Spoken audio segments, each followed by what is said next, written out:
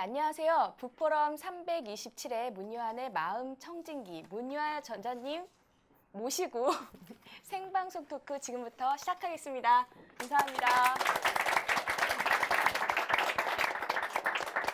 네, 마이크 테스트 때, 문희한 저자님께서 말을 더듬으셨는데, 제가 너무 이렇게 좋아하는 나머지 저도 이제 말을 더듬었네요. 문희한 저자님이시고요. 지금 먼저 이제 문희한 저자님 모시기 전에 저희 MC진 소개 먼저 드리겠습니다. 저희가 아무래도 이제 특별한 분을 모시니까 나름 색다르게 좀 고민을 해봤어요. 어떻게 할까. 그래서 우리 한번 마음을 표현하는 의상을 한번 입고 와보자라고 했거든요. 예, 그래서 한 명씩 자기소개하면서 이제 마음을 표현하는 거 저도 궁금해요. 뭐라고 하실지. 지금 이 복장으로 과연 뭐라고 하실지 궁금한데 한번 지켜보겠습니다. 정말 큰일이네요. 자, 저부터 그럼 인사드리겠습니다. 저는 책만 보는 바보 김 PD 김영서입니다. 반갑습니다. 네. 저 진짜 이런 거 별로 안 좋아하는데, 이렇게 하고요. 진짜 창피한데요. 감사해요. 저는 빨간색에 이걸 머리띠를 했고요. 지금 바라는 마음의 상태는요. 크리스마스가 빨리 왔으면 좋겠다라는 마음 상태입니다. 그리고 지금 이 북포럼에 오는 현장을 활활 불타게 하리라. 이런 마음을 가지고 있습니다. 감사합니다. 오늘 많은 호응 부탁드리겠습니다. 감사합니다. 안녕하세요. 대화를 통해 답을 찾는 매니저 정영석입니다. 원래 제 컨셉은 잠옷을 입고 오는 거였습니다. 아직 동면 상태라 잠이 덜 깨가지고 해롱해롱되는 그런 상태였었는데 준비를 못 해가지고 빨간 색깔 그리고 또 회색깔 옷을 입고 왔는데요. 빨간색은 제 내면입니다. 내면에는 열정적으로 정열적으로 살고 싶은데 실제 삶은 회색처럼 모호하고 그냥 평범하고 그냥 특성이 없는 그런 삶을 살고 있어서 제 마음 상태를 이렇게 표현해봤습니다. 박수 보내주세요. 안녕하세요. 세상의 모든 것에는 이유가 있고 배울 가치가 있다. 배움을 나누는 사람, 영어교육 전문가 이수정 머니카입니다. 반갑습니다. 옷은 아주 화려하신데.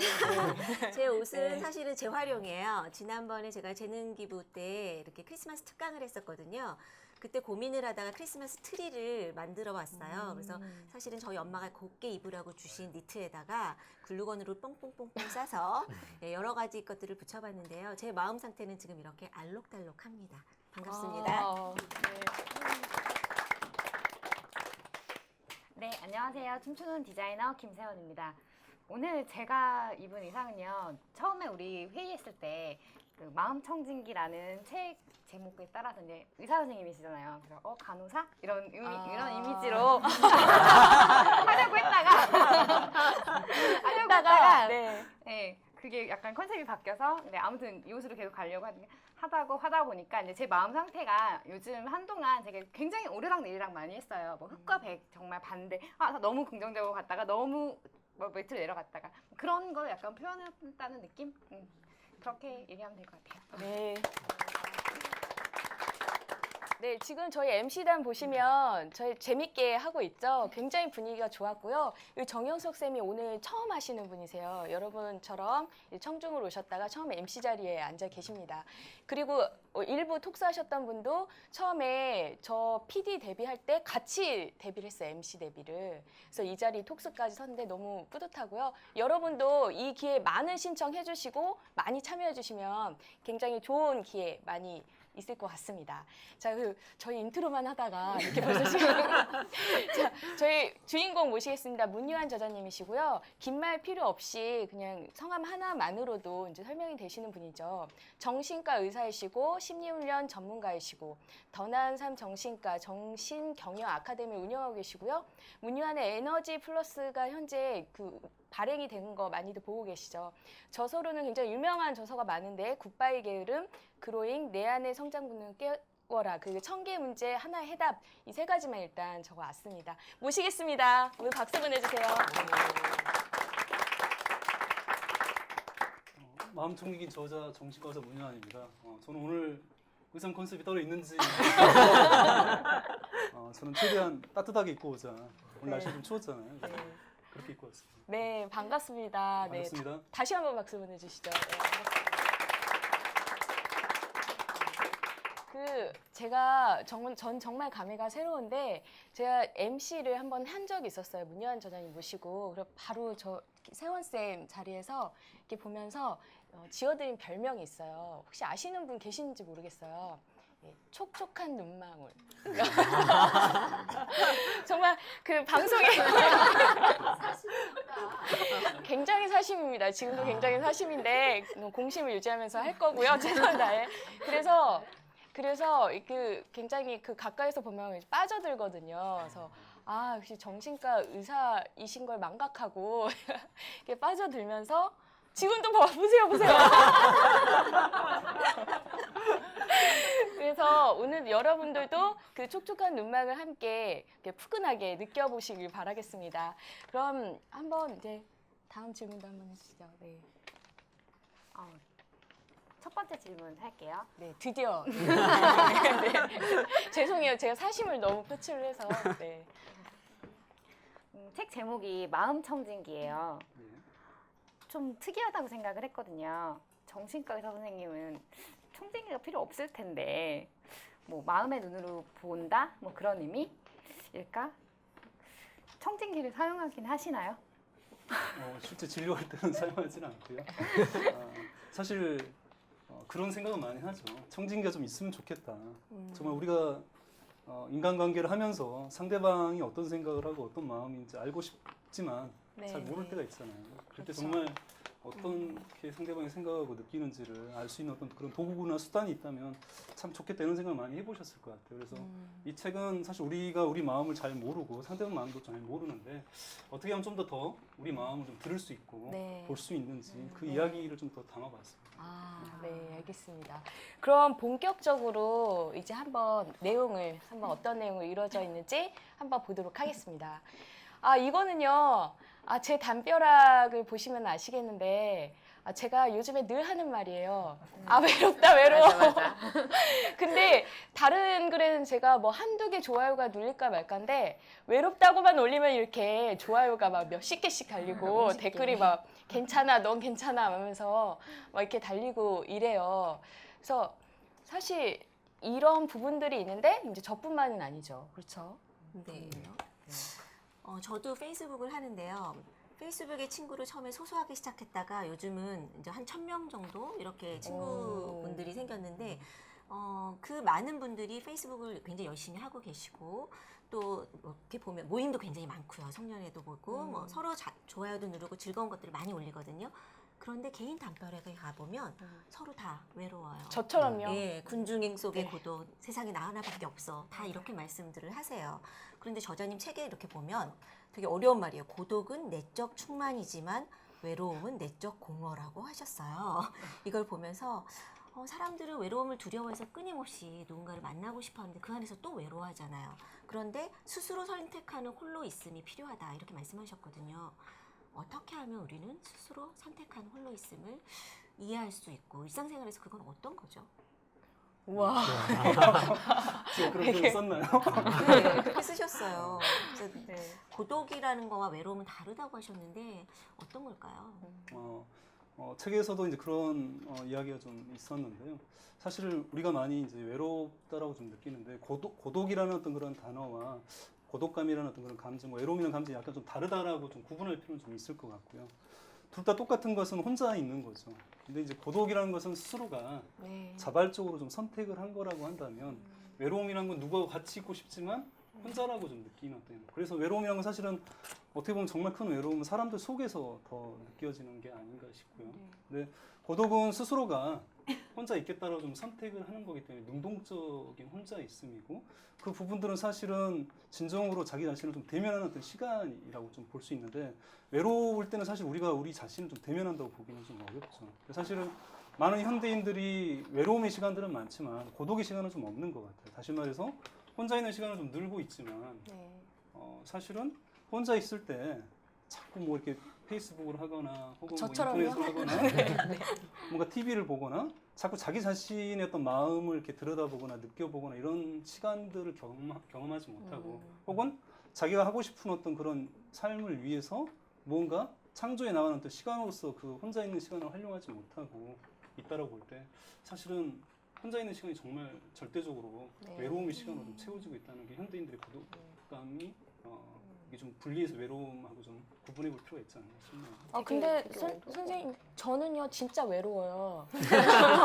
어떻게 그래도 이거라도 쓰면은 조금 마음이 조금 사람들이 이렇게 위로해주면서 좀 그런 게 좀 완전 그래도 공허하지만 근데 저뿐만은 아닌 것 같아요. 그런 사람들한테 그러니까 저 같은 사람한테 조언을 해주신다면 예. 네 어떤 게 어차피 오늘 주제가 감정에 네. 대한 이야기 굉장히 좀 많이 나올 것 같고요. 근데 사실은 우리가 외로움이라는 것들은 하나의 또 대표적으로 우리가 느끼는 어떤 그런 감정이잖아요. 네. 근데 그 외로움이라는 것은 저도 사실은 굉장히 좀 외로움을 좀 많이 타는 편인데 꼭 옆에 누가 있느냐 없느냐의 문제는 아닌 것 같고요. 어떻게 보면 내가 누군가한테 가장 소중한 사람이라는 느낌을 좀 받지 않는다면 가장 소중한 느낌이 아니라고 한다면 우리는 외롭다는 느낌들을 네. 옆에 누군가 있다 하더라도 늘 느끼게 되는 게 아닌가 싶고요. 그래서 사실은 외로움에 대해서 우리가 어떻게 보면 가장 보편적인 어떤 그런 감정이라고 좀 생각을 하고요. 그 속에서 결국은 계속해서 다른 사람들을 찾게 되고 만나려고 하게 되고 그렇게 해서 외로움을 좀 잊으려고 하지만 다시 또 외로워지게 되는 어떤 이런 악순환들을 많이 겪게 되는데 네. 사실 아까 그 고독하고 외로움이 좀 차이가 있다라고 했는데 혼자 있는 시간들을 좀 스스로가 네. 자기 자신을 위로할 수 있는 어떤 그런 시간들을 갖지 않는 한 이 외로움에서 사실 벗어나는 것은 쉽지 않다는 생각이 좀 들고요. 근데 그 말씀이 너무 좋은 말씀인데 약간 좀 추상적으로 들리는 건 사실이에요. 예. 그러면 이렇게 구체적으로 어떤 걸 하면 좋을지 잘 종잡을 수가 없거든요. 네. 어떻게 해야지 그 고독과 외로움의 차이는 알겠는데 어떻게 해야지 저는 고독을 선택할 수 있을까? 외로움이 아닌 방법적인 조언은 혹시 있을까요? 그런 게? 근데 사실은 그 외로움이라는 것 자체가 네. 어떻게 보면 가장 보편적인 감정이라는 것들을 조금 받아들이고 인정하는 게 좀 필요하다고 일단 생각하고요. 인정하고 네. 그리고 그 외로움에서 사실은 이 인생 자체에서 근본적으로 벗어날 수 없다는 것 자체가 저는 우리 삶의 어떤 그런 본질에 가깝다고 좀 생각이 네. 들고요. 네. 근데 우리가 보통 어떤 감정들을 느꼈을 때는 그 감정들에서 어떻게 하면 좀 빨리 벗어날까, 그 기분을 빨리 전환시켜 버릴까를 많이 좀 생각을 하는 것 같아요. 부모님도 아이를 키울 맞아요. 때 네. 기분이 좀 아이가 안 좋으면 빨리 그 기분을 바꿔주려고 기분을 좋게 만들려고 애를 쓰거나 네. 혹은 우리 자신도 뭔가 기분이 좀 안 좋을 때 네. 기분 뭔가 빨리 전환하려고. 기분을 전환하기 위해서 네, 네. 뭐 게임도 하고 TV도 보고 이렇게 하잖아요. 네, 네. 근데 그런 부분들이 계속해서 그런 감정들을 해소시키는 게 아니라 결국 일시적으로는 위안을 받을지는 모르지만 계속해서 다시 그 감정 속으로 빠져들게 되는 것 같아요. 그래서 제가 이야기하는 것 자체가 좀 약간 추상적으로 좀 들릴 수 있겠지만 일단은 외로움이란 감정 자체가 받아들여야 되나요? 우리 스스로 좀 더 근본적으로 삶을 살아가면서 절대 안 겪을 수 없는 어떤 그런 보편적인 감정이라는 것들을 좀 더 받아들이는 게 필요하다고 좀 생각을 하고요. 네. 그 안에서 보다도 우리가 우리 자신한테 좋은 벗이 되어주는 거, 내가 내 자신한테 좋은 벗이 되어주는 게 굉장히 좀 중요한 거고, 그게 이제 어떻게 보면 어른이 되어가는 과정이라고 생각을 해요.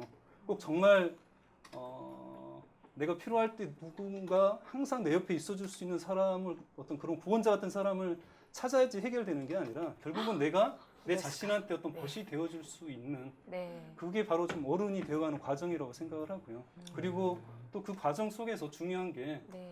삶에 있어서 어떤 인간관계 속에서 어떤 그런 충만감이 아니라 어떤 고독이라는 것은 또 창조의 또 시간이기도 하잖아요. 그래서 내가 무언가를 향해서 나아간다라고 느낄 때 그러한 외로움도 네. 어느 정도는 해소가 될 수 있고 또 자연스럽게 내가 원치 않더라도 내가 무언가를 향해서 나아가는 길을 걷게 되면 주위의 사람들이 더 모여지는 거라는 생각이 좀 네. 들고요. 그래서 꼭 네. 인간관계를 맺기 위해서 인간관계를 하는 것이 네. 어떤 경우에 있어서는 해답이 아니라 오히려 더 결핍감들을 더 조장하는 경우가 많지 않나 맞아.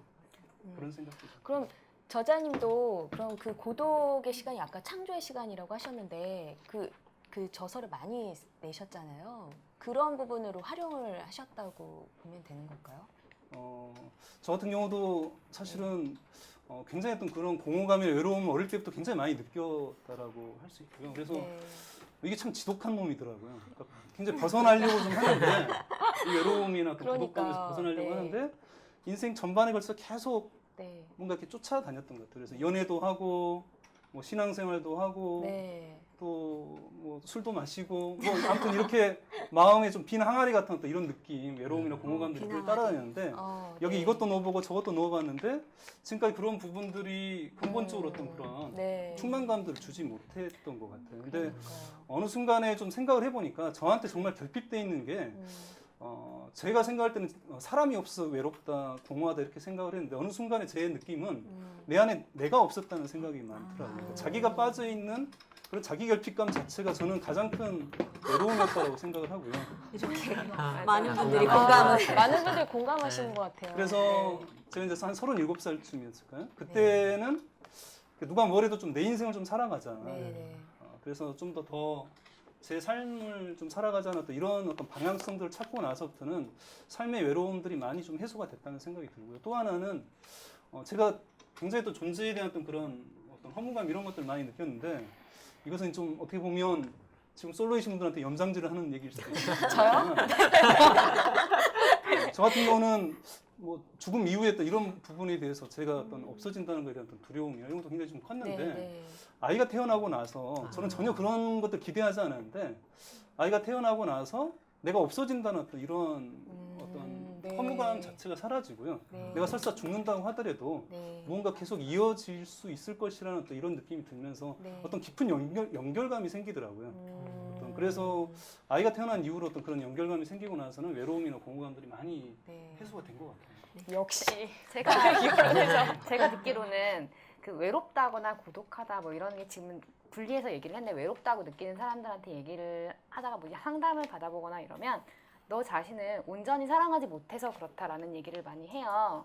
저도 가만히 생각해 보면 그랬을 때 더 외로움을 느끼는 게 많을 것 같거든요. 그러니까 나를 온전히 사랑하는 방법, 그러니까 방금 말씀해주신 거 그런 것들이 좀 더 많이 필요할 것 같아요. 질문이 아니라 그러니까 동의를 한번 해봤어요. 이렇게 네. 자연스럽게 대화를 하게 되죠. 문유한 저자님은. 그래서 저도 네. 한번 고독할 때 글을 쓰거나 아니면 뭘 배운 걸 뭐 해보거나 이런 시간 한번 가져봐야 되겠다는 생각을 이제 해봅니다. 그리고 빨리 결혼을 해서 빨리 네 아이를 낳아야 되겠다. 이런 다짐도 다시 한번 네 잡아봅니다. 네. 자. 그리고 네. 이거는 감정을 표현하는 사진을 만들어 본 건데요. 사람들이 표현하는데 되게 익숙한 사람들이 있고 근데 반면에 표현하는데 굉장히 익숙하지 않은 사람들이 대부분이에요. 근데 책에서 보면 감정을 많이 표현을 해야 된다고 말씀을 하셨거든요. 그럼 표현하는 연습을 하는 효과적인 방법? 그럼 뭐가 있을까요? 거울을 보고 막 이렇게 연기를 해봐야 되는 거 아닐까요? 이 사진 좋나요? 사실은 정신과 상담을 할 때 감정을 이렇게 표현하고 이야기를 해도 감정을 표현 못 하시는 분이 굉장히 많아요. 네. 생각을 계속 얘기를 하시지 감정이 뭔지를 그러니까 네. 이 표현을 못 한다는 게 두 가지가 있는데 하나는 감정을 느끼지만 표현하지 못하시는 분이 있고요. 어떤 분들은 감정 자체를 잘 인식 자체를 못 하시는 분이 많고 네. 특히 남성분들 같은 경우는 네. 감정 자체가 무엇인지를 잘 못 느껴서 계속 생각을 얘기하시는 분이 굉장히 많아요. 그래서 사실 이런 부분에서 감정 표현을 한다라고 했을 때 가장 먼저 중요한 것은 감정을 인식하는 거죠. 내가 지금 내 감정이 어떤 상태인지를 인식하는 것이 가장 먼저 선행이 돼야 되고요. 공감도 마찬가지입니다. 공감을 하려고 노력하는 것도 일단 내가 내 감정들을 잘 인식하고 내 감정이 분화돼 있어야지 이게 다른 사람의 감정도 공감을 할 수가 있는 거라서 네. 일단 내가 내 감정을 잘 인식하는 게 먼저 좀 필요할 것 같고요. 네. 그래서 중요한 수단이라고 한다면 저는 그나마 현대 사회에 네. 이런 감정 표현에 중요한 도구가 있다고 생각을 해요. 어떤 거죠? 페이스북? 이모티콘. 의외인데요. 요즘에 뭐 이렇게 의외의 답변이에요, 뭐 정말. 뭔가 이렇게 좀 뭐 특별한 아날로그적이거나 신기하거나 이런 걸 할 줄 알았는데 이모티콘 많이 써야 되겠네요. 남성분들 이것도 안 쓰잖아요. 맞아요. 요즘 SNS 보면 이렇게 여러 가지 어떤 뭐라 그러죠? 스티커라고 그러죠. 네. 해가지고 감정들이 다양하게 이렇게 묘사되어 있는데 그걸 지금 잘 못 부르시는 분이 웃으시잖아요, 많아요. 네. 뭘 골라야 될지를 몰라서 아니면 그렇게 표현하는 것 자체에 대해서 관심이 없는 분들도 참 많은 것 같아요. 근데 네. 일단은 감정 자체를 내 스스로가 인식하는 것이 가장 좀 중요하고 그리고 나서 이제 감정 표현하는 것은 이제 그 다음 문제인데 감정을 표현한다는 게 많은 분들이 어떻게 하면 감정을 잘 표현하는 것인지 뭐 어렵게 느끼실 수도 있는데 어떻게 보면 사실 내 감정을 내가 적절한 어떤 그런 감정에 이름을 붙여서 네. 이야기를 하는 게 감정 표현이죠. 아. 내가 화났다라고 한다면 당신이 어떤 행동이나 어떤 말 때문에 내가 화가 났다라고 이렇게 말로 네네네네. 이렇게 이야기하는 것 자체가 감정 네. 표현인데 아. 사실 많은 분들이 감정을 표현하는 것 자체를 굉장히 위험하거나 네. 굉장히 안 좋은 거라고 생각을 하기 때문에 네. 굉장히 감정을 참고 있죠. 네, 네. 맞아요. 그래 한 번은 참고 두 번도 참고 세 세 번도 번 참아. 못 참아서 폭발을 하거나 아니면 연락을 안 관계를 끊거나. 해버리거나 네. 혹은 무시를 해버리거나 이제 이렇게 되는 경우가 좀 많은데 그래서 굉장히 극과 극이 있죠. 어떤 분들은 감정을 너무 표현하지 못하고 이렇게 억누르고 계신 분도 있고 정반대로 느끼는 대로 느낌 아니까 그냥 그대로 느낌 아니까. 그대로 그냥 말도 거르지 않고 폭발하시는 분이 있는데 감정을 네. 표현한다라고 했을 때 네. 결국은 내 감정에 이름을 붙여서 네. 말 그대로 언어화시켜서 이야기하는 것 자체가 감정을 표현하는 훈련이라고 생각하는데 이게 굉장히 어려운 것 같아요. 특히 남자분들 같은 네. 경우에 감정을 표현하는 또 이런 것 자체에 대해서 아주 문화적으로 어릴 네. 때부터 이게 억압이 되어 있어서 네. 굉장히 어려운데 저는 이모티콘 많이 써보죠. 아, 그렇군요. 실제로 이제 저 중년의 남자분들, 특히 이제 저희 아버지가 굉장히 그 마음이 그 강직하신 분인데 한 번도 우시는 모습을 못 봤었는데 드라마 보고 우시더라고요. 표현 방법이 진짜 이렇게 그 아주 그 그렇게도 표현하실 수 있구나 하는 생각이 예, 예. 들더라고요. 저희는 73세 저희 친정 어머님이 밤 10시 반에 전화가 오셨어요. 무슨 일이 있나로 너무 놀라서 받았더니 저희 어머님이 너무 조심스럽게 그거 카스를 얼마 전에 알려드렸거든요. 거기 뭐 이렇게 움직이고 웃는 거 그거 어떻게 하는 거야? 이걸 물어보시는데 너무 그때 이렇게 제가 막 엄마지만 너무 귀여우시고 이제 70대에 그런 것을 발견하신 즐거움을 하셔서 그 다음부터는 많이 보내세요 스티커를. 카카오 스토리. 예, 네, 카카오 네, 스토리나 네. 카톡에. 근데 여전히 저희 아버지는 옆에서 이렇게 보시고 그냥 아유. 근데 지금 갑자기 간증의 시간이 저는 저는 감정 표현을 하라고 하니까 정말 네, 그게 그러네요. 좋은 네, 네. 방법이 될 수 있겠구나 싶어서요. 네. 저는 또 궁금한 게 있는데 그 많은 분들이 사실 감정 표현을 못하는 것에 대해서 의문을 한번 던져보고 싶어요. 그 사실은 굉장히 힘든 시기고 예를 들어 뭐 업무를 처리한다거나 위기 상황이 왔을 때에는 사실은 감정 표현을 하기보다는 냉정함을 찾고 사실 그거를 그 컨트롤 하려는 의지가 있잖아요. 그래서 사실 내가 힘들면 힘들다라고 표현하는 것, 슬프면 슬프다라고 표현하는 것, 외로우면 외롭다고 표현하면은 그렇게 표현을 하는 순간 내가 무너져 버릴까 이게 두려워서 저도 실제로 많이 그러기도 하거든요. 내가 정말 힘들다라고 하면은 제가 없어져 버릴 것 같은 그런 느낌, 그 일어나지 못할 것 같은 느낌 때문에 사실은 또 촉촉한 음악으로 또 사실은 그래서 못하는 경우도 많이 있을 거라고 봐요. 예. 그런 분들께는 어떤 말씀 주시고 싶으십니까? 뭐 지금 얘기하신 것처럼 사실 뭐 저 역시도 감정 표현을 아주 썩 잘하고 있다고 생각은 하진 않는데 우리가 어떤 감정에 대한 일단은 선입견이 있는 것 같아요. 네.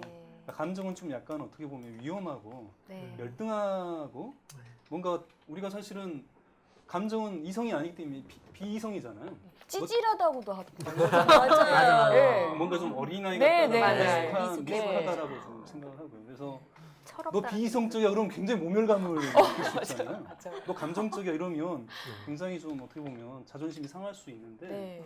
사실은 실제로 그런 감정을 못 느끼는 사람들이 있어요. 그러니까 예를 들어서 뇌에서 감정을 지각하는 부위가 뇌 부위를 다친 분들, 뇌종양 수술 실제로요? 실제로 아. 그런 분들은 이성은 다 멀쩡한데 네. 말 그대로 감정만 이제 파괴가 돼 있는 거예요. 감정을 느끼지 못하게끔 돼 세상에. 있는데 네. 그러면 그분들의 삶이 어떨까요? 굉장히 이성적이고 합리적으로 행동할 것 같잖아요. 네. 근데 실제 그런 게 아니고 네. 그분들의 사소한 결정이나 사소한 행동 하나 하기가 어렵다는 거죠. 왜냐하면 우리는 굉장히 우리 자신을 이성적인 존재라고 생각을 하지만 네, 네. 사실 우리가 판단하고 어떤 결정을 하고 행동하는 것, 어떤 우리가 어떤 동기를 느끼고 어떤 에너지가 되는 부분들은 사실 1차적으로 감정에서 나오는 거지 이성에서 나오는 게 아니기 때문에 그렇게 감정 기능 자체가 마비가 돼버리면 말 그대로 정상적인 사회생활이나 활동을 네. 하기 어렵죠. 그래서 그렇구나. 네. 우리가 감정을 못 느끼는 대표적인 사람들이 있어요.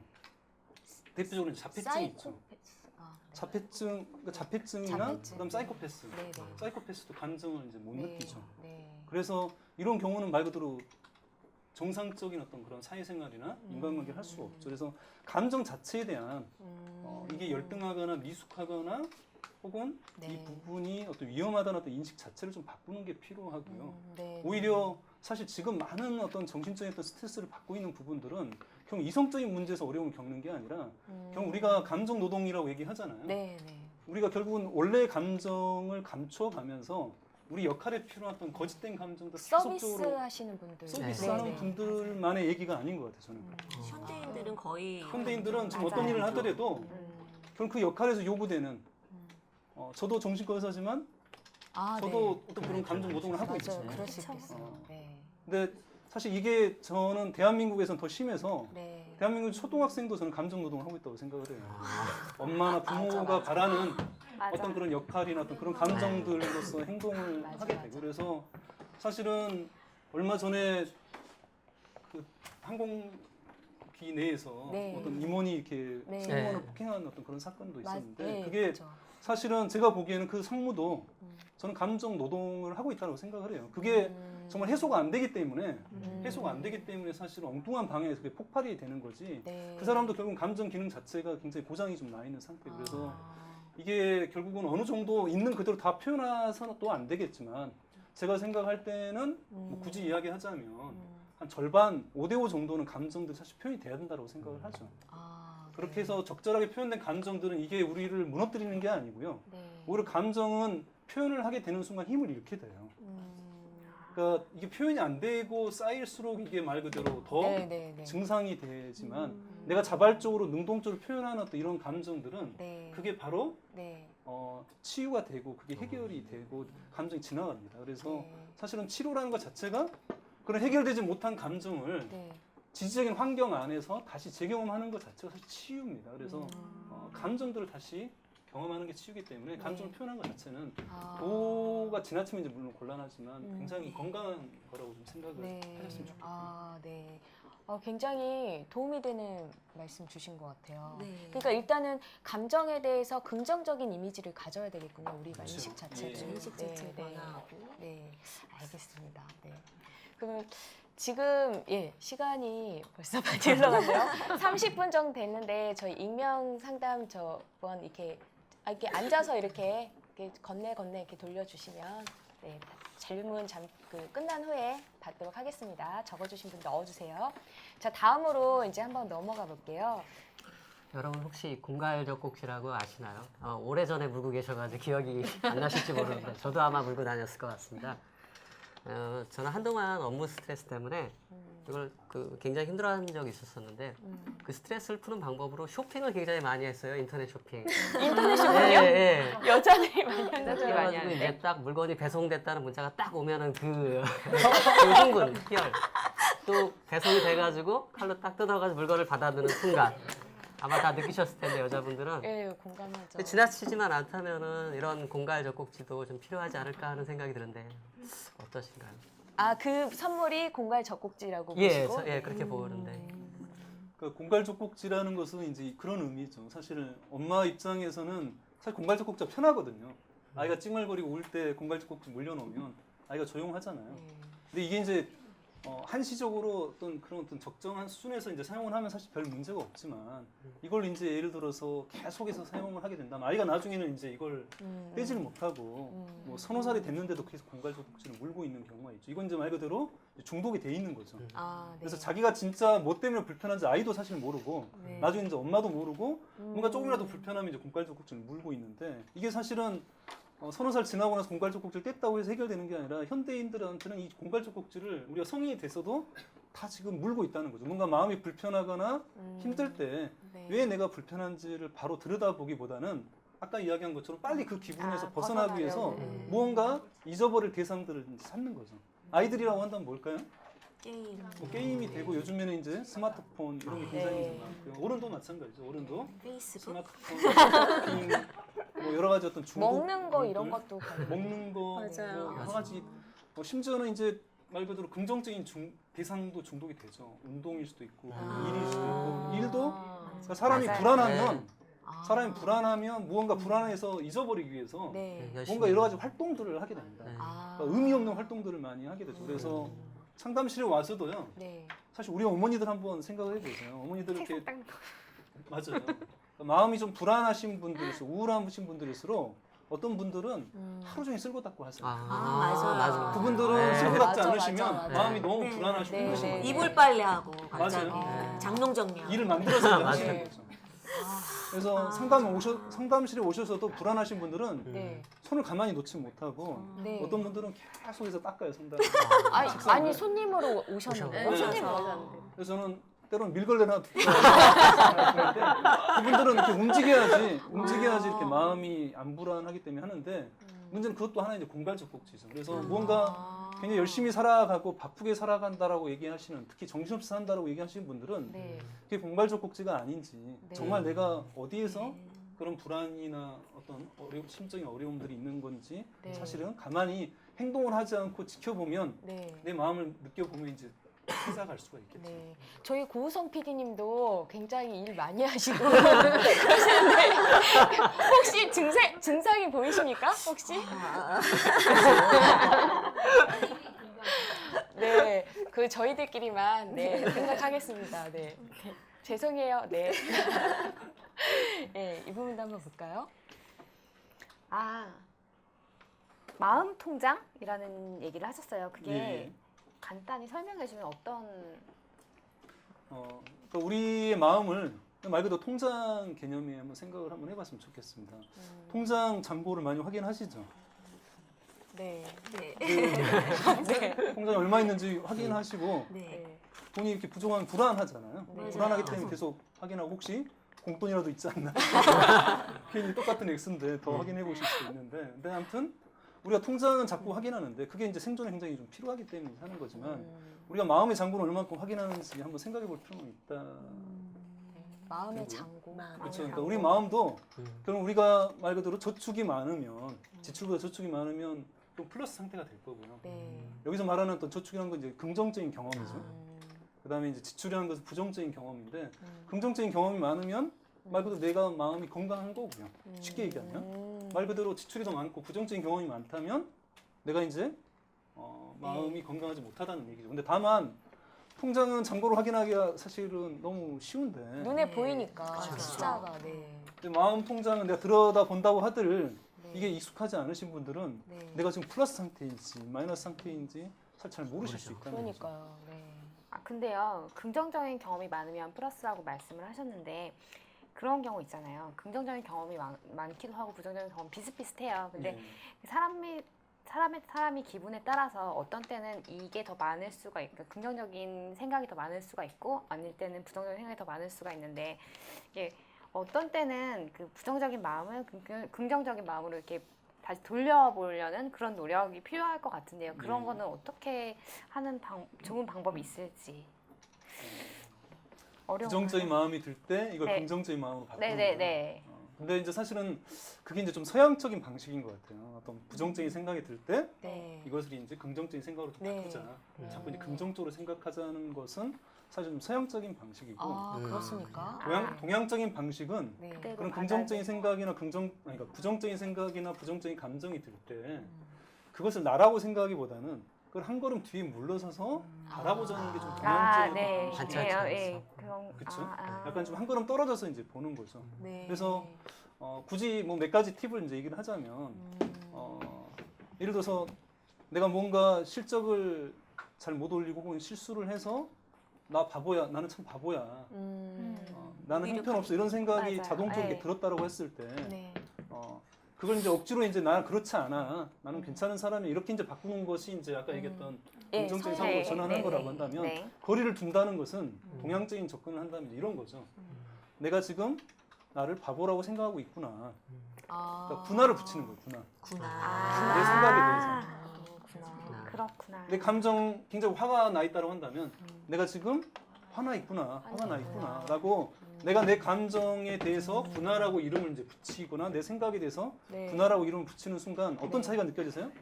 나는 바보야, 나는 형편없어라는 어떤 이 말하고 내가 지금 바보라고 생각하고 있구나, 아. 내가 나를 형편없다고 생각하고 있구나는 네. 어떤 차이가 느껴지세요? 혹시? 존재랑 문제를 개별화시키자는. 그렇죠. 그쵸? 약간은 나는 바보야라고 하는 순간에 그게 나 전부라고 이렇게 네. 느껴진다면 네. 내가 바보라고 생각하고 있구나라는 것은 내가 생각의 좀더 더, 일부다. 내 하나의 어떤 작은 일부라고 좀 느껴지기 때문에 나라는 사람 전체나 혹은 자체가 바보라는 느낌에서는 좀 벗어날 수 있겠죠. 그래서 이게 좀 더 네. 그런 이제 동양적인 어떤 방식이라고 생각하고 난 저는 동양 쪽이 맞는 것 같아요. 저도요. 그게 좀 저는 좀 갑자기 안 더 바뀌어지고. 건강한 방식이라고 생각하고요. 오히려 그런 것 같아. 우울한데 우울하지 않다라고 자꾸 이렇게 얘기하는 것 자체가 아까 감정 억압이고 네. 감정 노동이 되고 이게 맞아요. 단기적으로는 약간의 효과는 있을지 모르겠지만 장기적으로 봤을 때 정신건강에 해가 된다고 생각하고요. 내가 우울할 때 좀 더 우울하다라고 이야기를 하거나 오히려 쓰거나 네. 표현하거나 혹은 네. 방금 이야기처럼 네. 내가 우울함을 느끼고 있구나 이렇게 내가 내 감정을 알아주는 거 인정하는 거 그래서 이걸 이제 감정 이름 붙이기라고 얘기하는데 네. 이것만으로도 아, 실제로 감정 조절 감정의 굉장히 도움이 이름 돼요. 그래서 그래서 굉장히 화가 났을 때 혹은 내가 굉장히 우울할 때 그때 그 감정을 빨리 벗어나 버리려고 하지 마시고요. 일단 1단계는 감정이 위험한 게 아니라는 거. 그다음 2단계는 감정 이름을 붙여주는 거죠. 네, 네. 내가 지금 우울해하고 있구나. 네. 혹은 내가 미래 희망이 없다라고 지금 현재 생각하고 있구나. 이렇게 좀 더 내가 내 생각이나 내 감정에 대해서 이름을 붙여주고 내가 내 감정과 내 생각을 알아주면 네. 그 감정은 좀 더 약해지는 거죠. 왜냐하면 내 감정을 누군가 이해해주고 공감해주면 네. 약해지잖아요. 그렇죠. 그렇죠? 그런 것처럼 내가 내 감정을 이해하고 이름을 붙여주는 순간 감정이 약해진다는 거죠. 그래서 그렇게 좀 더 네. 아까 얘기 처음으로 돌아가서 그러면 고독의 시간에 그런 어떤 것을 좀 해보면 외로울 때. 네, 아, 내가 그렇죠. 고독의 시간에서 나를 대면한다는 때 이런 거를 하면 좀 도움이 되지 않을까. 예, 맞습니다. 그럼 혹시 이런 것도 연관이 있을까요? 제가 쓰는 방법인데 제가 고민이 있어서 너무 힘들고 이러면 이거는 좀 SF처럼 제가 우주로 날아가요. 예, 예. 우주로 날아가면 지구가 보이잖아요. 그럼 지구 안에 굉장히 조그맣게 우리나라가 보이고 거기에 이제 제가 보이고 그럼 제 고민도 정말 티끌만해지더라고요. 사소한. 예, 그러면서 아 세상이 이렇게 큰데 내가 이거 가지고 고민하고 이렇게 하고 있구나 라고 하거든요. 근데 이런 것도 혹시 같은 연장선상에 있는 걸까요? 예. 굉장히 사차원적이고. 역시 그, 너무 뜻밖의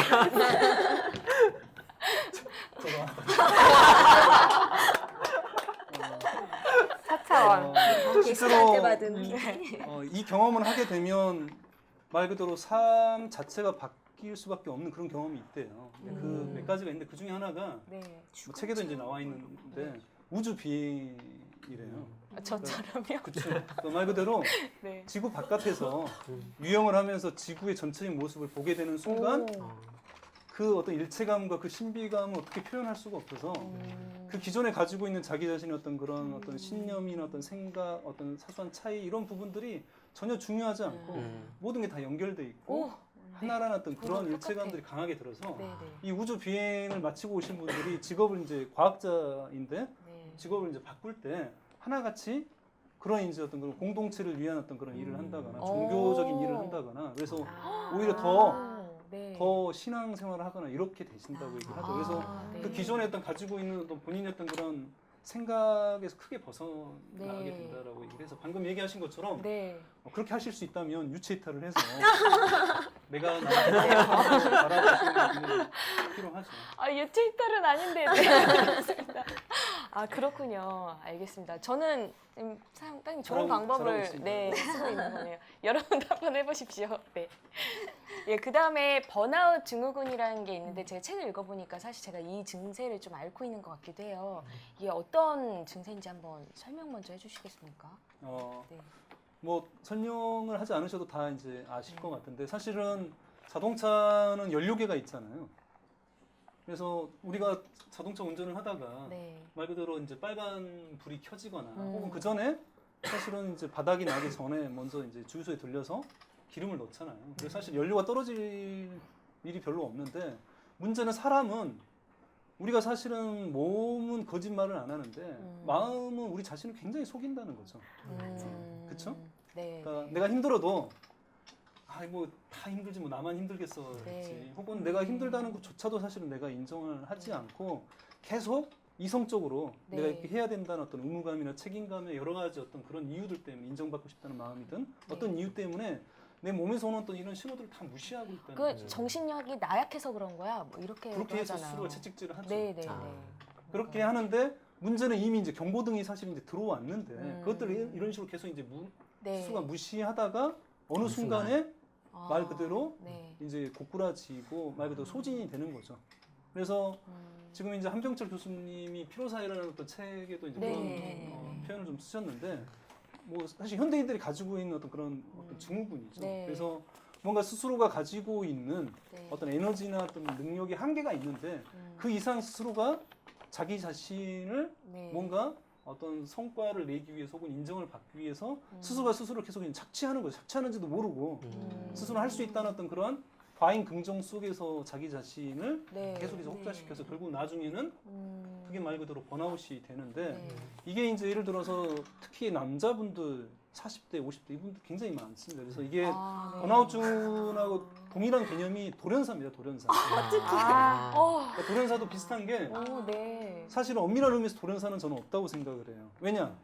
이미 경고가 이미 경고를 이미 했는데 경고 그거 신호들이 다 있었는데. 있었는데 그분들이 다 이거 무시한 무시한 거예요. 거지.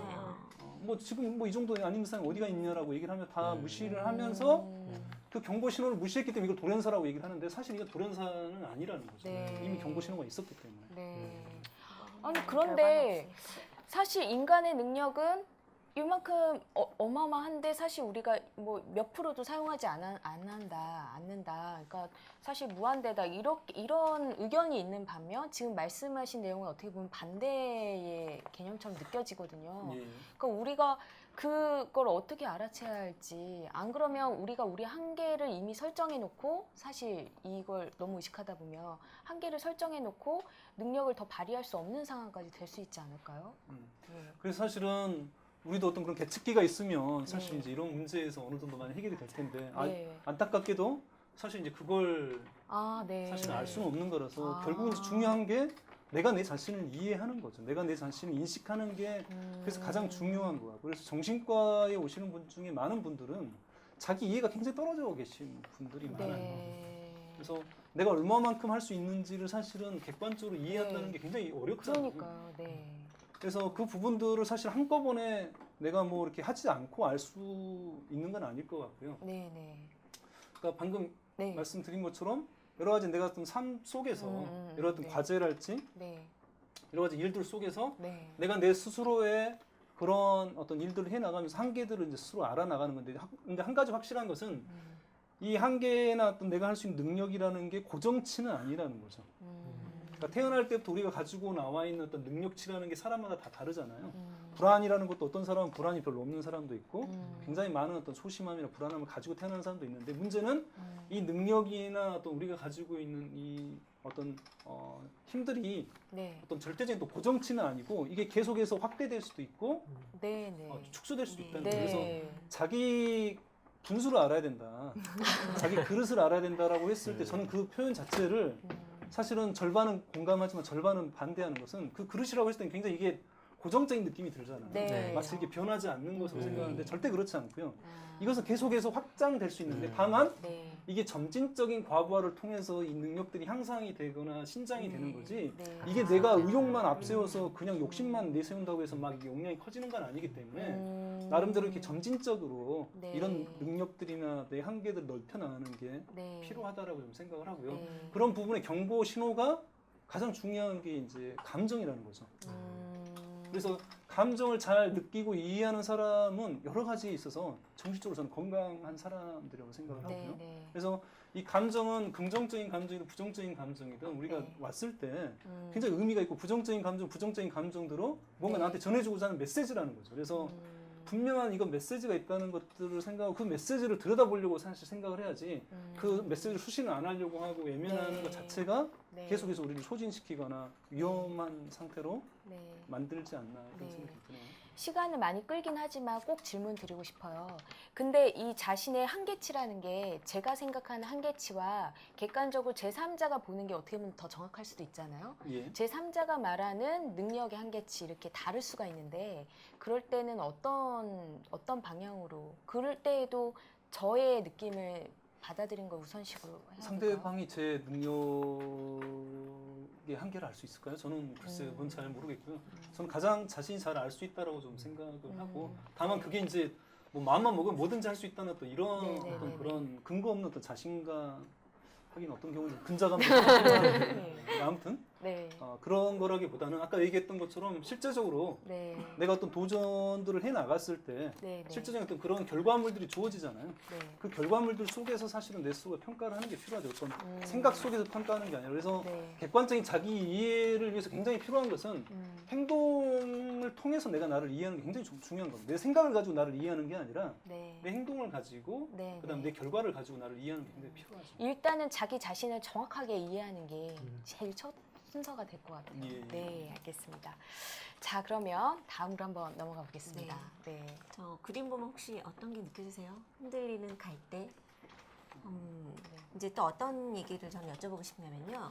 요즘 이제 뭐 자기 개발서라든가 성공한 사람들의 이야기를 들어보면 굉장한 신념이 있어요. 그리고 꼭 이렇게 해야 된다. 뭐 세상은 이렇게 살아남아야 된다.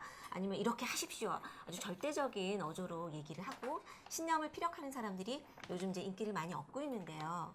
근데 이제 저자님은 또 여기서 보면 그렇지 않다. 흔들림이 또 성장의 신호다. 이렇게 말씀을 하세요. 근데 우리는 또 흔들리는 사람을 보면 넌 너무 나약해. 이렇게 인생을 살아서 되겠어? 막 이렇게 얘기를 하거든요.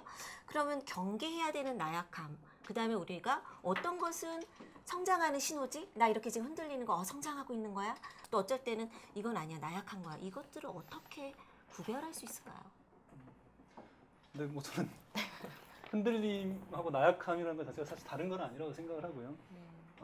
인간 자체가 사실 나약한 네. 거 아닌가. 아까 네. 외로움이라는 것도 결국 어떤 인간으로서 우리가 계속 겪을 수밖에 없는 그런 감정인 것처럼 네. 나약함이라는 것도 결국은 사실은 우리가 본인 스스로 인정을 하든 인정하지 않든 우리 인간 자체는 근본적으로 나약한 존재라고 좀 생각을 하고요. 그래서 저도 이제 사실은 굉장히 어떻게 보면 많이 흔들리고 힘들었기 때문에 사실 정신과 의사를 사실 한 건데, 그래서 그때는 뭔가 굉장히 어떤 강해야 된다라고 생각하는 그런 강박감들을 네. 많이 가지고 있고, 그렇기 때문에 제 감정들을 어떤 식으로든 감추고 어떻게 보면 억누르고 살아왔는데, 그게 어느 순간에 저 같은 경우에 있어서는 감정 기능을 마비시켜서, 그러니까 저희가 정신과 의사가 된 게 언제냐면, 그러니까 네. 그 되기로 결심한 게 언제냐면 대학교 3학년 때인데, 대학교 3학년 때 네. 왜 결심을 했냐면, 네.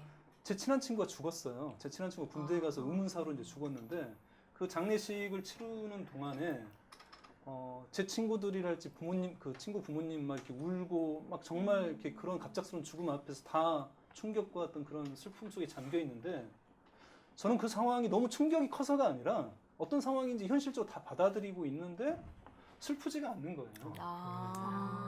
그러니까 그날 느낀 게 뭐냐면, 그 장례식 기간 동안에 내가 감정이 없구나, 감정이 마비됐구나라는 것을 그때 사실은 이제 느끼고, 그때 굉장히 그 충격이었어요, 저한테는. 슬퍼해야 되는 자리에서 슬퍼해야 되는데 라는 생각만 하고 있고 슬픈 감정들이 느껴지지 않는 것 자체가 저한테 너무 충격이어서 그 길로 이제 휴학을 이제 했고, 그리고 나서 이제 나는 왜 이렇게 좀 감정이 마비가 됐고 이렇게 힘들어졌을까, 이제 이런 생각들을 하면서 결국엔 정신과 의사가 돼야겠다는 이제 이런 생각을 한 거죠. 그래서 그렇게 제가 이제 그 감정이 마비된 것은 계속적으로 제가 이제 흔들리지 않으려고 감정들을 계속 이제 억누르고 느끼지 않으려고 하고, 아까 딴 데 이제 자꾸 이제 그 기분을 전환하려고 하고 이제 이러다 보니까 어느 순간에 감정의 밸브를 이제 잠궈버렸던 거죠. 저도 모르는 사이. 그래서 부정적인 감정만이 아니라 감정의 밸브라는 건 이론적인 시스템이라서 부정적인 감정만 선택적으로 잠글 수는 없거든요. 이 감정을 잠그니까 삶에 있어서 열정이랄지 행복이랄지 즐거움, 기쁨, 이것도 다 잠겨버린 거예요. 그래서 감정이 없이 어느 순간부터 이성으로만 좀 살고 있는 거라는 걸 저를 이제 느꼈고, 그때부터 제가 이상한 사람이라는 어떤 이런 느낌들이 들면서 그 다음부터 이제 제 자신을 들여다보기 시작을 한 거죠. 그래서 저는 인간이란 존재 자체는 흔들릴 수밖에 없는 존재라고 생각하고, 다만 그러한 부분들이 있어서 우리가 그런 흔들림 자체를, 나약함 자체를 인정하지 않고 자꾸 강하게 돼야 된다는 생각 자체가 우리를 더 결국에 있어서는 무너뜨리는 거라고 생각을 하고요. 그래서 결국은 이 책이 이제 정신적인 맷집에 대한 이야기인데, 우리가 한번 전 정신적 맷집을 얘기를 할 때 저는 이제 나무를 생각을 해요. 네, 나무. 그러니까 맷집이 세다고 할 때 강철을 생각하는 게 아니라 아. 저는 이제 나무를 생각을 하는데 네. 나무가 맷집이 세잖아요. 네. 뭐 생각이 좀 다르실 맷집? 수도 있겠지만 계속 성장을 하고 아. 뭐 계속 이제 이렇게 나무가 어떤 그런 맷집이 생명력. 센데 그 이유가 저는 한 세 가지라고 생각을 해요. 하나는 모든 나무가 다 맷집이 센 게 아니라 뿌리가 깊은 나무죠. 네. 뿌리가 깊으면 이제 맷집이 셀 거고요. 그 다음에 유연해야 돼요. 바람에 맞서기보다는 바람이 불면 또 같이 이렇게 흔들릴 수 있는 그런 유연함을 갖춰야지 부러지지 않을 수 있고요. 나무도요. 그쵸. 나무도. 그렇지 않을까요? 맞아요. 싱가포르에 이번에 보니까 나무들이 뿌리가 약해서 정말로 이렇게 그렇죠. 많이 쭉쭉쭉 넘어지는데 그렇구나. 이게 너무 토양이 부드러워서 그렇다는 뉴스를 맞습니다. 읽었거든요. 근데 아. 이렇게 저자님도 책에 계속 많이 써놓으신 게 이렇게 거칠고 그런 척박한 데서 오히려 뿌리가 깊다 이렇게 말씀을 하셔서 굉장히 공감이 갔었어요. 그래서 이 흔들림에 대한 이야기인데 사실은 흔들려야지 사실 뿌리가 깊어진 이유는 흔들리기 때문에 뿌리가 깊어진 거지 흔들리지 않고 이렇게 토양이 좋고 기후가 좋은데 나무들은 뿌리가 깊이 그치. 박지는 않습니다. 왜냐하면 맞아요. 바람도 없고 이러니까 깊이 뿌리 내릴 이유가 없겠죠. 그래서 맷집이 강하려면 흔들림이 필요한 거고요. 그리고 마지막으로는 사실 숲을 이루어서 사실 바람에 맞설 수 있어야지 사실은 나무가 쓰러지지 않는 거라서 벌판에 혼자 이렇게 서 있는 나무라면 잘 부러지겠죠. 그래서 저는 그런 나무의 지혜를 좀 더 우리가 생각을 해보면 네. 이 흔들림도 이해할 수 있지 않을까. 네. 근데 아까 친구의 그 죽음 말씀하셨는데 저는 사실 굉장히 정신적 맷집이 세다라고 생각을 했거든요. 제 성장 과정이나 모든 면에서 계속 흔들리면서 자랐고. 근데 작년에 이제 얼마 전에 친구 1주년 기일이 지났거든요. 그 갑자기 사고사로 작년에 친구를 보내고 난 뒤에 네, 정말 엄청난 폭풍처럼 그런 흔들림이 있었어요. 그래서 근데 이렇게 정신적 맷집이 있다고 저는 생각을 했는데 사실은 그 감당을 못하는 상황이 된 게 너무 의아하다고 느껴지더라고요. 그래서 그럼 앞으로 그런 정신적 맷집이 앞으로 또 그런 일이 있었을 때는 또 그럴 수 있다라는 두려움도 있고 저한테 한번 조언해 주신다면 그런 정신적 맷집을 도대체 어떻게 더 기를 수 있는 건지 일단 두려움이 먼저 앞서니까요. 네. 근데 사실은 아까 이제 맷집을 강화시키는 방법은 운동선수라고 한다면 맷집을 강화시키려면 맞는 방법 말고는 없잖아요. 근데 인생도 저는 맷집을 키우는 방법은 결국은 이게 이제 맞아봐야 된다고 생각을 해요. 근데 다만 이제 이 차이는 있죠. 그러니까 수동적으로 내가 맞는 거하고 네. 내가 능동적으로 맞는 건 다른 거죠. 그러니까 계산된 위험하고 네. 말 그대로 내가 사실 계산하지 못한 위험은 굉장히 다르고요. 계산된 위험을 보다도 나를 단련시켜 줄 수 있겠죠. 그래서 내가 기꺼이 스트레스를 어떤 도전을 하고 그러면서 기꺼이 맞는 어떤 그런 스트레스는 결국 우리를 성장시켜 주는 거고요. 사실 나는 전혀 기꺼이 맞을 마음이 없는데 맞지 네. 못해서 이렇게 맞이하게 되는 그런 스트레스는 우리를 더 이제 약하게 하기 때문에 오히려 좀 더 어떻게 네. 보면 네. 능동적인 어떤 그런 도전이나 네. 이런 부분들이 우리를 좀 더 단단하게 할 수 있다고 생각을 하고요. 그런 부분에서는 네.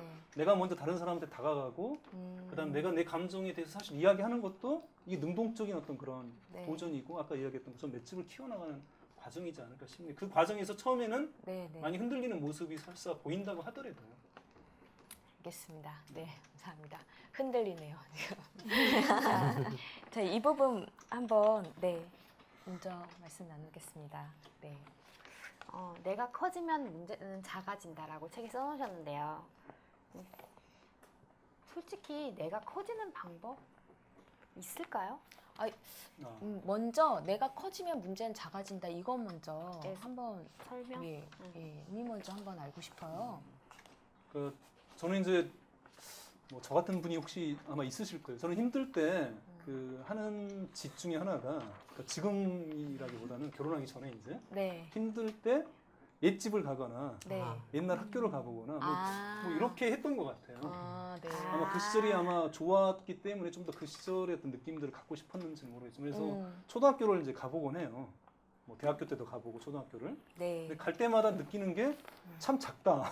맞아. 어릴 때는 정말 이렇게 운동장도 넓고 네. 책걸상도 굉장히 이렇게 크고 이랬었는데 네. 네. 근데 사실 책걸상이나 혹은 그런 운동 시설 혹은 운동장이 작아진 걸까요? 아니잖아요. 그건 네. 똑같은 내가 건데 큰 내가 네. 커진 거잖아요. 네. 다만 그게 작게 느껴진 것뿐이지 사실 그게 작아진 건 아닌 것처럼 음. 삶의 문제들도 저는 그렇다고 생각을 해요. 내가 작을 때 마음이라는 게 사실은 내 스스로가 여유가 없고 작을 때는 정말 사소한 문제도 다 정말 바위돌같이 크게 느껴지지만 정말 내가 여유가 있고 뭔가 기분이 좋을 때는 네. 어떻게 보면 큰 문제들도 어떻게 보면 그냥 작은 음. 돌멩이처럼 느껴질 수 이제 있다는 어떤 그런 의미고요. 그게 이제 감정에 따라서 이제 쉽게 변하는 어떤 이런 상태라기보다는 좀 더 내가 어떤 자존감이 회복이 되고 내 자신이 좀 더 네, 네. 내가 어떤 특별히 애를 쓰지 않아도 나라는 네. 사람 자체가 괜찮은 사람이라는 어떤 이런 느낌들을 우리가 좀 더 네. 가지게 된다면 사실 어떤 우리가 살면서 어떤 부딪히는 어떤 문제 자체는 좀 더 작게 느껴지지 않을까 이런 의미로 쓴 표현입니다. 네. 그럼 아까 그 세원 MC가 질문했던 것처럼 그럼 제가 커지는 방법이 좀 추상적이긴 하지만 어떻게 그런 뭐 몇몇 가지 방법들도 있을까요, 혹시?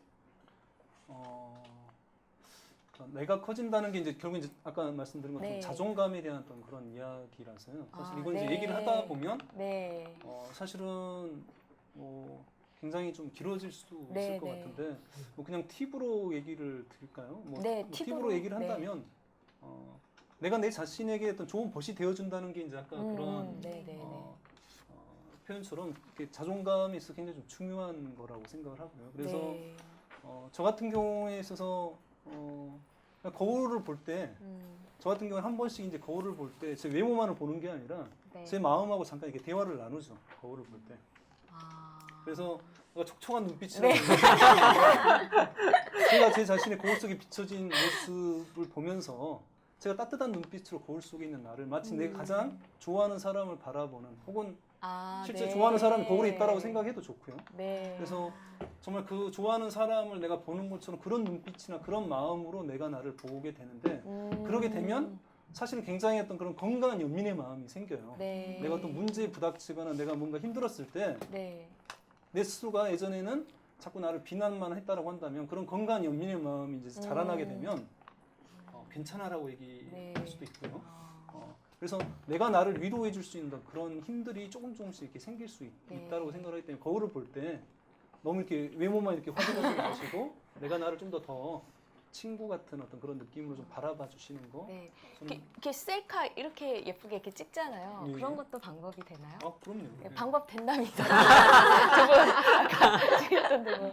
아, 그렇군요. 네. 알겠습니다. 감사합니다. 예쁘셔서 말씀드린 거예요. 지금까지 줄기차게 달려왔는데 역시나 시간이 부족할 정도로 너무 보석 같은 말씀 많이 주시고 계십니다. 처음에 그 감정적인 부분을 다루는 부분을 비중을 일부러 크게 잡았어요. 제일 예. 중요하다고 생각했기 때문에. 그 다음에 이제 문제를 보는 시각까지 봤는데요. 지금 이 균형이라는 부분도 정말 중요하다고 느껴집니다. 그럼 질문 한번 네. 해볼까요? 네. 선생님 저를 처음 보셨을 때 첫인상이 어떠셨는지 모르겠는데요. 사실 저는 대표적인 수능형 인간의 전형입니다. 예스맨이라고 할 수 있죠. 근데 언젠가 회사 모임에 이렇게 참석을 했는데 거기서 저희 팀장님이 저를 소개하시는데 이렇게 소개를 하시더라고요. 팀에서 진짜 절대 없어서는 안 된 그런 팀원인데 무색무취하다. 아니, 사실 그 얘기를 듣고 제가 굉장히 충격을 먹었거든요. 나름 굉장히 열심히 일을 하고 누구한테 피해를 안 주려고 그렇게 일을 해왔던 것 같은데 제가 그 정도밖에 평가를 못 받는다는 생각을 들었을 때 무언가 제가 잘못하고 있는 게 아닌가 그런 생각을 들었습니다. 이 관계 가운데 이 균형을 잘 잡는 방법이 어떻게 하면 이렇게 균형을 잘 잡고 그러니까 살 수 있을까 그런 게 거기에 대한 의문이 좀 생겼었거든요.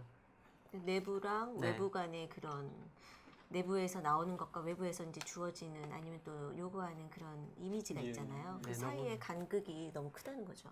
그렇죠. 그러니까 사실은 어떤 뭐 정답이 있겠습니까만은 그러니까 뭐 굳이 사람을 나눠 보면 그러니까 어떻게 보면 지나치게 이제 남을 의식하는 사람이 이제 있는 거고요. 그렇죠? 네. 어떤 관계나 지나치게 남을 의식하는 사람이 한쪽에 있고 또 한쪽은 사실 별로 이렇게 남을 의식하지 않고 자기 자신한테 집중돼 있는 어떤 이런 사람이 네. 있잖아요. 그래서 네. 관계지향적인 사람이 있고 자기지향적인 사람이 있는데 이게 이제 극과 극을 달리게 되면 둘 다 문제잖아요. 네. 그렇죠. 너무 지나치게 남을 의식하는 사람은 자기 자신을 돌보지 못하기 때문에 문제가 있는 네. 거고 또 너무 이렇게 남을 의식하지 않고 자기만 생각하는 사람은 굉장히 고집스럽고 이기적이고 어떤 그런 불협화음들이 자꾸 나타나기 네. 때문에 결국은 자기가 어떤 유형의 사람인지를 좀 더 인식하는 게 좀 필요할 것 같아요. 네. 네. 그리고 이런 부분에 있어서 결국은 이제 내 스스로가 어떤 뭐 평균이 딱 있는 건 아니지만 네. 어떤 밸런스를 유지하고 있는 어떤 그런 적정점이 있는 거잖아요. 남도 의식을 하면서 내 자신도 의식을 하게 되는 어떤 그런 네, 적정선이 이제 있다고 할 때 그쪽으로 좀 더 내가 내 자신을 이동시켜 나가도록 노력을 해 나가는 게 필요하고 그게 저는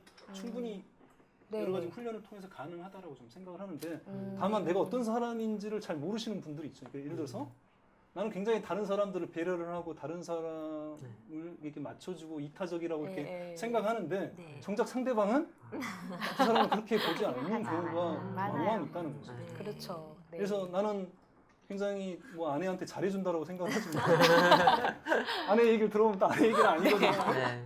그런 것처럼 그래서 맞아요. 굉장히 이런 부분에서 자기중심성을 사실 벗어날 필요가 있고 그런 의미에서는 저는 좀 다른 사람한테 방금 이렇게 어떻게 보면 예상치 못한 자리에서 그런 피드백을 받았기 때문에 굉장히 이게 좀 상처가 됐을 수도 있고 충격을 네. 받았지만 사실 그걸 미리 알고 있었다면 덜 충격을 받았을 거잖아요. 그래서 저는 좀 그런 부분에 있어서 우리가 먼저 다른 사람한테 피드백을 구하는 것도 저는 필요하다고 생각을 해요. 그래서 워크숍을 하거나 이제 이럴 때 그런 과제를 드려요.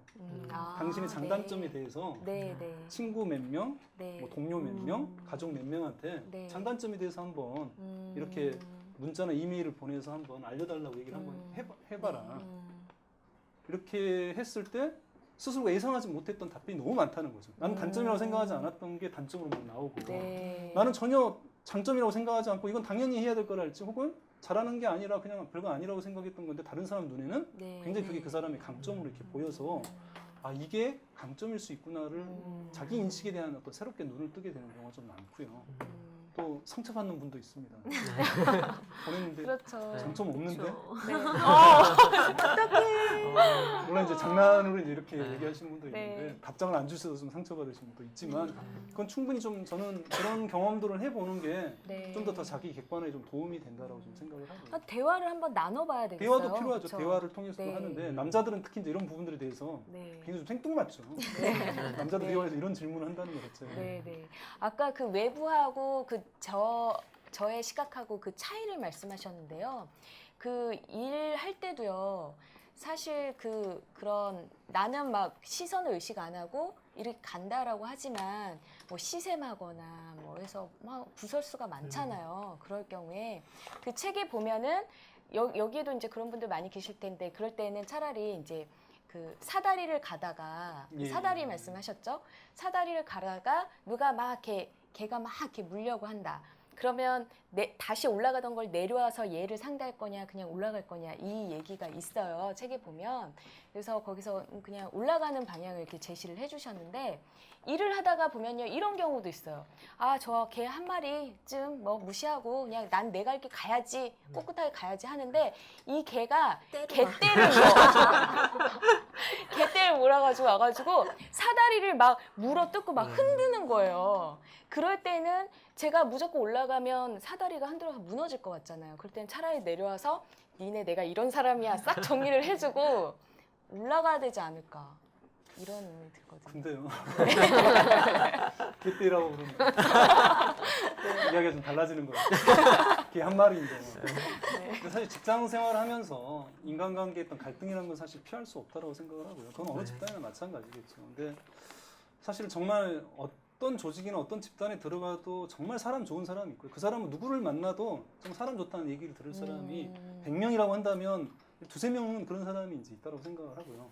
그 다음에 100명 중에 두세 명은 누구를 만나도 저 사람 앞질이라든지 저 사람 참 나쁘다는 어떤 얘기를 들을 만한 네. 성격적으로 결함이 있는 문제가 있는 네. 그런데 정작 본인은 잘 모르는 어떤 이런 사람들이 꼭 있기 마련이죠. 네. 그래서 아까 그 개라고 표현했을 때 그 정말 악질적인 상사나 어떤 그런 사람이 두세 명이라고 할 때는 그게 이제 말 그대로 네. 자기 실력을 쌓고 정말 자기 실력을 견고히 해서 혹은 사람과 보다도 연결돼 있어서 그 사람이 나를 함부로 할 수 없게끔 해 나가는 게 중요한 어떤 해결책이라고 한다면 네. 사실 이제 개떼라는 표현이 어떻게 보면 그게 이제 한두 사람의 문제가 아니라 어떻게 보면 동료 다수랑 내가 어떤 문제나 어떤 이런 걸 일으키고 있다고 한다면 사실 내가 나 자신을 돌아봐야죠. 그래서 대부분의 직장 내 인간관계의 어떤 그런 악질적인 상사가 아닌 경우에 있어서는 사실 그 사람의 문제도 있고 내 문제도 있는 어떤 그런 쌍방간의 어떤 문제죠. 사실 부부관계도 갈등이 생기면 밖에서는 아무리 두 사람 다 개인적으로 좋은 네네 그렇죠. 상담하러 오신 분들은 네. 다 오시면 밖에서는 다 좋은 사람이에요 얘기를 해요. 근데 맞아요, 당신만이 맞아. 나를 나쁜 사람 만드느냐라고 이제 얘기를 하지만 맞아. 그 사람은 밖에서는 다 좋은 사람이거든요. 네. 그러니까 그런 것처럼 직장 내에서 부딪히는 것도 결국은 내가 가지고 있는 어떤 면이 상대방과의 어떤 갈등을 일으키는지를 그리고 내가 왜 그 사람과 했던 그런 네네. 문제들에 대해서 네. 잘 풀어가지 못하는지를 사실 돌아봐야 될 필요가 있어서 네. 그 경우는 마위를 가는 것 자체가 그렇죠. 좋은 건 네. 아니라고 생각이 네. 드는데 네, 알겠습니다. 초 말고요. 네. 다른 사람 얘기죠? 네, 제 친구의 이야기. 제 친구의 이야기. 네, 다 이해하시죠? 네. 지금 저희가 준비한 질문 너무 많은데 이제 시간 관계상 조금씩 한번 좀 빠르게 한번 넘어가 보겠습니다. 네, 네. 이거 한번 볼까요? 인생은 언제나 내 편이다. 이 소제목을 읽는 순간 가슴이 찡해졌어요. 이렇게 막 눈물이 혼자서 이렇게 글썽을 하면서 지금도 갑자기 제 눈빛이 촉촉해지려고 해요. 누군가 어떤 사람이라도 인생에서 이런 말을 누군가에게 한 번씩은 듣고 싶지 않을까 그런 생각을 하거든요. 그런데 가끔가다 이제 너무 현대사회는 빠르게 변화하고 계속 어떤 능력을 요구를 하고 그래서 살다 보면 이렇게 숨이 이제 턱까지 오를 때가 있죠. 아까 말한 것처럼 번아웃 증후군 그 거기까지 갈 정도로. 그리고 특히 뭐 저 같은 경우 워킹맘이고 이러다 보면 이런 말을 누군가 해주면 그냥 그 자리에서 막 무너져서 울 것 같은 거예요. 또 제가 막 별표를 쳐놓은 글이 있습니다. 무엇이 이루어지려면 때가 있고 지금까지 겪은 모든 경험과 방황들이 결국 내가 가야 할 곳으로 나를 안내하는 이정표였다. 제 나이가 되다 보니까 깊이 공감을 한 거예요. 그런데 이제 제 주변에 있는 뭐 학생들도 있고요. 지금 특히 수능 끝난 학생들, 뭐 청소년들, 그리고 또 이제 새로운 어떤 잡을 가지려는 경력 단절 여성에서 새로운 잡을 갖는 분들을 이제 제가 많이 만나고 있는데 그런 분들한테서 이런 얘기를 하면 내가 지금 당장 힘든데 이런 말이 전혀 와닿지 않는다고 하거든요. 저자님 혹시 어떤 계기로 인생은 언제나 내 편이다라는 말을 자신 있게 쓰셨나요? 저 이런 표현을 쓴 거죠. 계속 저한테 다시 물어보시는 거예요. 그러니까 여기서 말하는 내 편이라는 것은 내가 원하는 대로 삶이 이렇게 다 이루어진다는 어떤 이런 의미는 절대 아니에요. 그러니까 살다 보면 내가 원하는 대로 이루어지지 않는 여러 가지 일들도 있고 또 실제로 정말 이건 내가 이런 부당한 일을 겪어야 되나라고 정말 원망스러운 또 여러 가지 어떤 그런 좌절이나 불행한 일들을 사실은 맞닥뜨리게 되는데 사실 이런 표현을 좀 쓰는 게 제가 생각할 때는 네. 그래서 사실 나이가 좀 필요한 것 같아요. 그러니까 예를 들어서 나이가? 네. 20, 30대 나이가? 때는 이런 표현을 좀 쓰기가 사실 저는 어렵다라고 전 전 생각을 공식적으로 하거든요. 40대인 거죠. 삶 전체를 좀 바라볼 수 있는 어떻게 보면 20, 30대는 좀 바로 앞에 있는 어떤 그런 곳을 바라본다고 한다면 좀 더 삶이 좀 더 뭐 절대적인 나이가 중요한 건 아니지만 네. 40대를 넘어서면서부터는 좀 전체를 바라보게 되는 어떤 시선들을 좀 갖게 되면서 좀 이런 표현을 좀 쓰게 된 것 같고요. 그래서 사실 돌아보면 제 나름대로 굉장히 힘들었던 시간들 뭐 겉으로 보면 네. 뭐 이해를 못 하실 수도 있겠지만 제 나름대로는 굉장히 힘들게 지내고 여러 가지 방황했던 시간들이 많았고 그래서 남들보다 학교도 뭐 늦게 졸업을 네, 하고 네, 뭐 여러 가지 네. 어떤 그런 우여곡절들이 겪었지만 그리고 그때 당시에는 그걸 좀 후회를 많이 했던 것 같아요. 나는 왜 이렇게 남들처럼 이렇게 네. 편하게 좀 살지도 못하고 이렇게 힘들게 사는 걸까 이런 식으로 해서 굉장히 그 시간들에 대해서 아깝기도 하고 후회되기도 하고 이런 자책들을 많이 가졌는데 네. 결국 이제 어느 순간에 삶들을 좀 전체적으로 좀 조망들을 하다 보니까 결국은 그런 시간들이 무의미했던 시간들이 아니라 지금의 나를 있게 만든 정말 말 그대로 다 이정표 같은 혹은 걸음 같은 그런 없어서는 안 될 네. 그런 시간들이었다라고 생각이 들면서 정말 그때만큼은 누가 그런 질문을 던지더라도 예를 들어 당신이 다시 돌아갈 수 있는 어떤 그런 나이로 네. 기회가 주어진다면 몇 살로 돌아가겠느냐라고 했을 때 괜찮다. 돌아가지 않아도 된다라고 얘기할 수 있는 그런 이야기를 할 수 있게 되는 것 같고요. 그래서 저는 이제 고통스럽지 않고 행복한 사람들은 결국 의미를 찾을 필요는 없어요. 행복 자체를 느끼면 되는 거니까. 근데 삶이 뭔가 뜻대로 안 되고 고통스러운 사람들은 자꾸 의미를 찾게 돼요. 그렇죠? 그러니까 의미를 찾는 것은 불행하고 고통스러운 사람들이 찾게 되는 거고 행복한 사람들은 굳이 의미를 찾을 필요가 없죠. 근데 의미를 부여하고 의미를 찾으면 저는 삶의 고통에서 혹은 불행에서 가장 좋은 치유제라고 생각이 들어요. 그래서 이 고통이 정말 무의미한 고통이라고 생각을 하면 이건 정말 말 그대로 정말 고통 그 자체에 불과하지만 이게 나한테 어떤 의미 있고 뭔가 나의 성장을 위해서 자양분이다. 자양분이 되고 결국은 지금 이 힘든 어떤 그런 시기가 결국은 내가 가야 할 곳을 알려주는 지금 뭔가 좌절을 했지만 이게 끝이 아니라 결국 이걸 통해서 나한테 무언가 인생 자체가 알려주는 어떤 그런 메시지가 있고 네. 그걸 통해서 내가 배우려는 어떤 그런 마음가짐이 있다면 결국 삶에 있어서 모든 경험 자체가 다 소중하고 내 인생에 있어서 보다도 내가 있어야 될 곳으로 나를 안내해주는 그런 경험이지 않을까 싶어서 네. 건방지게 인생은 네. 언제나 내 편이다 이런 표현을 좀 책에 썼던 근데 거죠. 정말 힐링의 표현이었어요. 네. 지금 시간이 다른 분들 질문이 많을 것 같아서 딱 한 질문만 하고 저희 MC단 질문을 마치도록 하겠습니다. 이거 한번 사랑이 있는 곳에 미움이 있다 이 표현 선택하셨죠? 깨졌는데요? 네. 네. 제가 이래 보여도 결혼 10년 차거든요. 이래 봬도 네, 근데 네. 그 아내랑 거의 다툼 없이 살았고요. 그리고 뭐 다툼이 네. 있더라도 이렇게 대화를 통해서 해결을 하려고 노력을 했는데 가끔씩 저도 모르게 감정이 폭발해 버리는 경우가 있어요. 근데 선생님 그 글에 보니까 이런 표현이 있었습니다. 사랑이 있는 곳에 미움이 있다. 이 선생님 글을 읽으면서 사실 조금 위안을 받았거든요. 후회를 많이 했었는데 아주 가까운 사이에 생기는 이러한 일이 진짜 자연스러운 반응인지 궁금합니다. 네. 어떨까요? 사랑이 있을까요? 자연스러운 반응. 근데 사실은 우리가 이제 부부 생활을 하고 이렇게 아주 가깝게 지내면 사실 내가 전혀 의도하지 않아 그러니까 잠자리를 같이 해도 같이 잠을 네. 자도 네. 사실은 그냥 뭐 잠결에 이렇게 건들고 이렇게 해가지고 상대방 얼굴을 이렇게 때릴 수도 있는 거예요. 잠버릇 때문에. 그렇게 때려보셨다. 뭐 이렇게 잠버릇 때문에 상대방이 귀찮거나 뭔가 이런 느낌들을 받을 수가 있죠. 그래서 사실은 우리가 아주 거리 자체가 가까워지면 네. 내가 의도하지 않았다 하더라도 이렇게 붙어 있게 되면 네. 좀 이게 가까이 네. 불쾌감을 느낄 수도 있는 거 아니겠습니까? 네, 네. 뭐 약간 몸짓 하다가 이렇게 상대방한테 불쾌감을 줄 수도 있고 네. 그리고 혼잡한 여러 가지 어떤 그런 지하철 안에서도 그런 불쾌감을 느끼는 것처럼 인간관계가 굉장히 가까워지면 내가 의도하지 않아도 무심결에 했던 내 말이나 어떤 행동 자체가 네. 내가 전혀 그런 의도를 안 담았다 하더라도 상대방은 상처받을 수 있다는 거죠. 그래서 사실은 부부관계에 있어서 전 질문을 할 때 뭐 부부관계 어떠세요라고 얘기를 할 때 좋은데요? 뭐 이렇게 얘기하시는 분 굉장히 많은데 그분들이 좋다라고 하는 것의 어떤 그런 개념이 싸우지 않는다 이런 것에 좀 가까운데 저는 싸우지 않는 부부 자체가 사실은 건강하지 못한 부부라고 좀 생각을 하는 네. 거죠. 네. 그러니까 건강한 부부라고 한다면 갈등이 생길 수밖에 없는 거고요.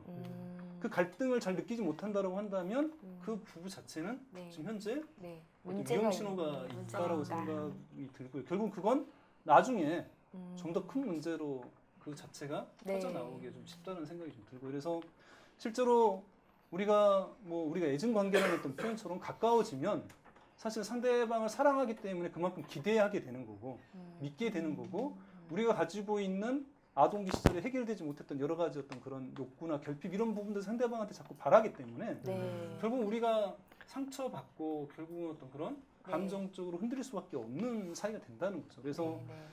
좋은 관계라는 것은 어떤 이런 미움이 있어서는 안 되고 뭔가 상대방에 대한 부정적인 감정을 느껴서는 안 되고 싸우지 말아야 된다라고 생각을 하면 네. 자꾸 이런 부분들을 감추게 되고 이렇게 이제 될 수밖에 없는데 오히려 이런 부분을 자연스러운 감정으로 이해하고 받아들이게 되면 좀 더 감정 표현을 잘할 수가 있죠. 네. 네. 당신이 이렇게 얘기를 해서 혹은 당신이 이렇게 행동을 하니까 내가 좀 속상하고 화가 났다는 얘기를 네. 사랑과 미움이라는 게 결국 같이 있을 수 있다고 생각하는 사람들은 잘 표현할 수 있고요.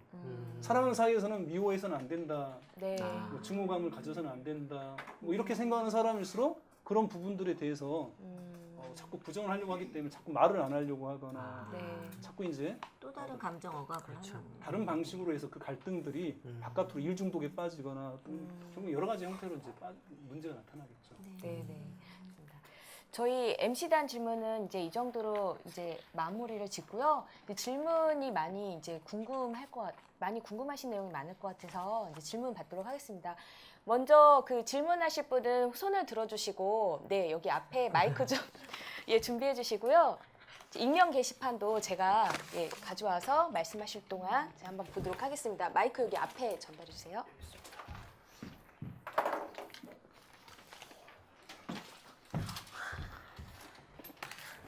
큰일 났네. 질문을 적어놓고 아주 궁금한 점이 있어서 그 적어왔는데요. 그 지금 이렇게 어른들만 하는 질문이 아니고요. 예. 애들에 대한 질문 하나 하겠습니다. 그 초등학교 1학년 경우인데요. 초등학교 1학년 남학생입니다. 남학생인데 초등학교 1학년 어린애인데 학생이 가끔 뭐 죽고 싶다, 뭐 네. 죽는 게 소원이다 이런 얘기를 1학년. 가끔 합니다. 1학년에. 초등학교 1학년에요.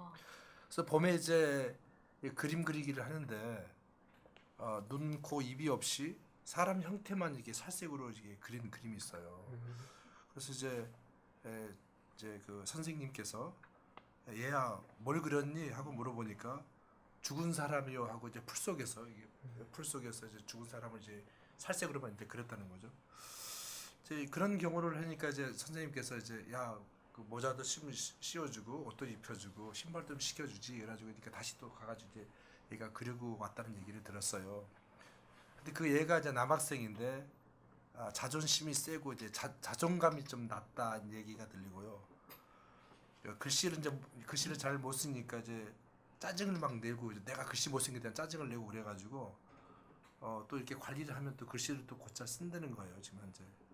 또 뭐 수학도 이렇게 뭐 자기가 풀기 싫으면 이제 짜증을 내고 그러다가 또 이렇게 다독거려가지고 하면서 수학 문제를 잘 푼다 그러거든요. 근데 어머님한테는 사랑을 받는 것 같아요. 어머님한테 사랑을 받는 것 같은데 뭐 학교 앞까지 데려다주고도 데려오고 그다음에 뭐 이제 잠이 잘 때는 이제 등 만져달라면 이제 어머님이 뭐 등을 만져주고 그랬다는데 초등학교 1학년짜리가 남학생이가 이런 글을 한다면 정신적으로는 어떤 생각하는지 궁금해가지고 네. 제가 한번 네, 여기까지. 이런 얘기를 들은 네, 예, 여기까지. 네, 이런 얘기 들은 적이 있거든요. 알겠습니다. 어떻게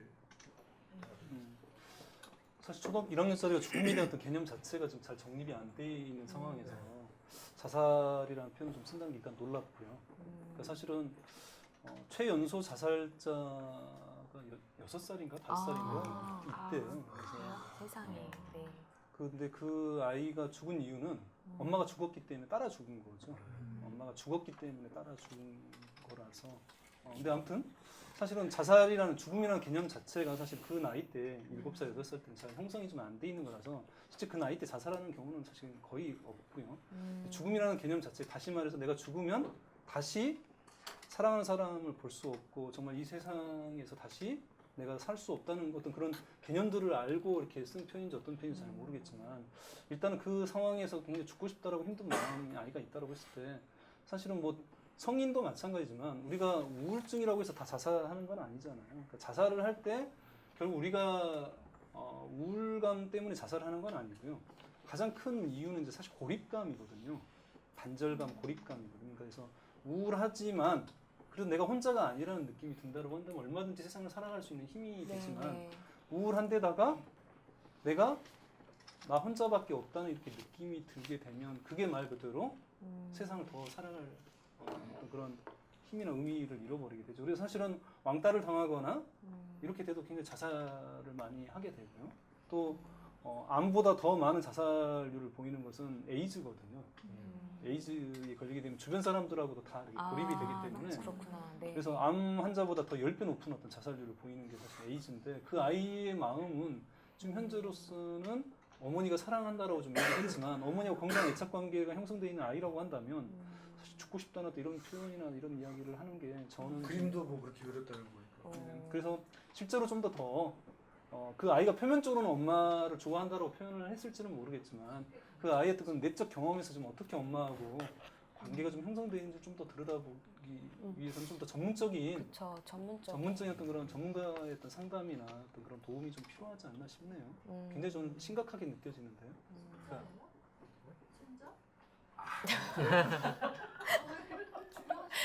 네. 전문적인 상담을 예, 받아보시는 게 저 온라인상에서 먼저 질문 하나 하고요. 저희 지금 익명이 저희 예상한 것보다 너무 많이 들어와가지고 좀 빠르게 진행을 해봐야 되겠습니다. 네. 그 온라인상에서 한희경 쌤이요. 업무 파트너가 늘 화를 내고 불평만 일삼는다면 파트너 마음을 어떻게 부드럽게 평화롭게 해줄 수 있을까요? 이거 질문 하나만 하도록 하겠습니다. 뭐 너무 이렇게 흔한 네. 그런 질문에 대한 대답인 것 같은데. 네. 그럼 우리가 우리 자신에 대해서만은 사실 변화시킬 수 있다라고 네. 이야기할 수 있는 거잖아요. 네, 그래서 네. 그 사람한테 왜 편하게 해 주어야 되는지에 대해서 네, 네. 스스로 좀 더 생각해 볼 필요가 있을 것 같은데. 네, 알겠습니다. 진짜 빠르게 짧게 해주셨네요. 네. 그리고 일단 그러면 오프에서 혹시 더 있으신가요? 오프에서 너무 많으신데 저희가 더 빨리 했어야 되는데 일단 익명 하나만 해보고요. 오프에서 저 앞에 윤민희 원장님 저분 마이크 준비해 주시고요. 익명을 먼저 듣고 한번 들어볼게요. 네. 누군지 모르겠습니다. 일단 나를 내려놓고자 새벽마다 108배를 합니다. 그런데 아직도 에고가 강해서 상대방에게 위협감을 느끼게 하는데 좋은 방법이 없을까요? 이분은 정말 노력을 많이 하시는데. 그러시네요. 네. 108배를 하시고 있는데 네, 네. 또 자아를 내려놓기 어렵다는데 사실은 음, 자아를 내려놓기 어렵죠. 그래서 사실은 저는 또 그렇게 생각을 해요. 어떤 네. 분이 또 상담을 할 때 내 자아를 내가 죽이지 못해서 굉장히 괴롭다 이제 이렇게 표현을 하시는 분도 좀 있었는데 네. 사실은 어떻게 보면 자아가 있는 것 자체가 저는 인간적이라고 생각을 하고요. 내가 가지고 있는 어떤 내 생각, 네. 내가 가지고 있는 어떤 기준, 내 감정 이런 것들이 사실은 네. 그럼 나라는 어떤 느낌들이 사실 있지 않으면 사실은 어떻게 보면 이 네. 현실을 맞서서 살아간다는 게 사실 쉽지 않은 건데 다만 저는 자아 자체를 다 부정하기보다는 이 자아에서 벗어나는 것을 뭐 다른 말로 여러 가지 이제 표현할 수 있겠지만 저는 존재라고 생각을 하거든요. 네. 네. 근데 이 존재 영역 자체가 내 마음 속에 좀 더 확대되길 바라는 마음 정도로 가지시면 좋을 것 같아요. 그러니까 자아 자체가 없어져야 된다라고 생각하기보다는 자아는 자아대로 인정을 해주되 네. 이 자아로서만 내 의식이 머무르는 게 아니라 존재 영역에서도 내 자아가 머무를 수 있도록 해주면 좋은데 그 부분이 저는 존재 영역이라는 것 자체가 좀 약간 추상적인 표현이잖아요. 근데 그게 이제 이 존재 영역에 자아가 머무르고 있을 때 좀 특징이 있다고 생각을 해요. 그건 비판단이거든요.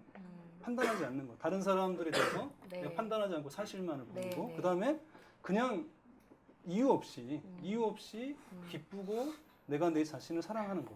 이건 존재 영역에서 가능하거든요. 자아 영역에서는 어떤 기준과 조건을 채워야만 나를 사랑을 해주는 건데 이 존재 영역에서 머물게 되면 내가 굳이 그런 노력을 하지 않아도 나라는 사람 자체가 네. 소중하고 그리고 또 세 번째가 이게 연결감이거든. 내가 혼자가 아니라 다른 사람하고 이렇게 연결돼 있다는 또 이런 느낌 네. 자체는 사실은 자아에서 느낀다라기보다는 이 존재 영역에서 좀 느끼는 이런 부분이라고 좀 생각을 하고요.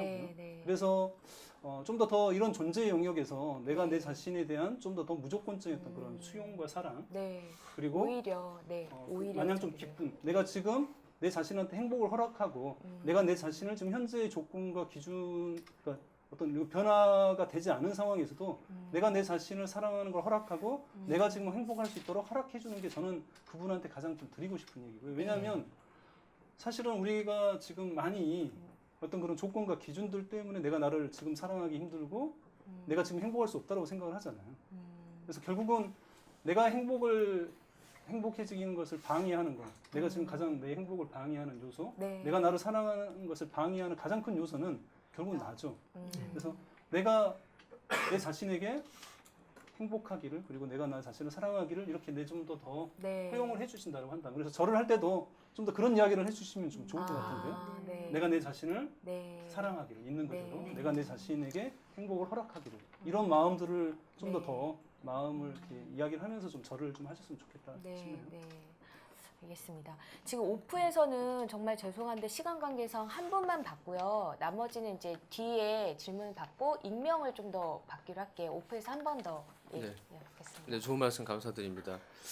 저 이제 그 선생님 말씀 듣고 용기를 많이 얻었는데 집사람하고 싸움도 많이 하고 제가 감정 표현도 이제 적극적으로 많이 하거든요. 네.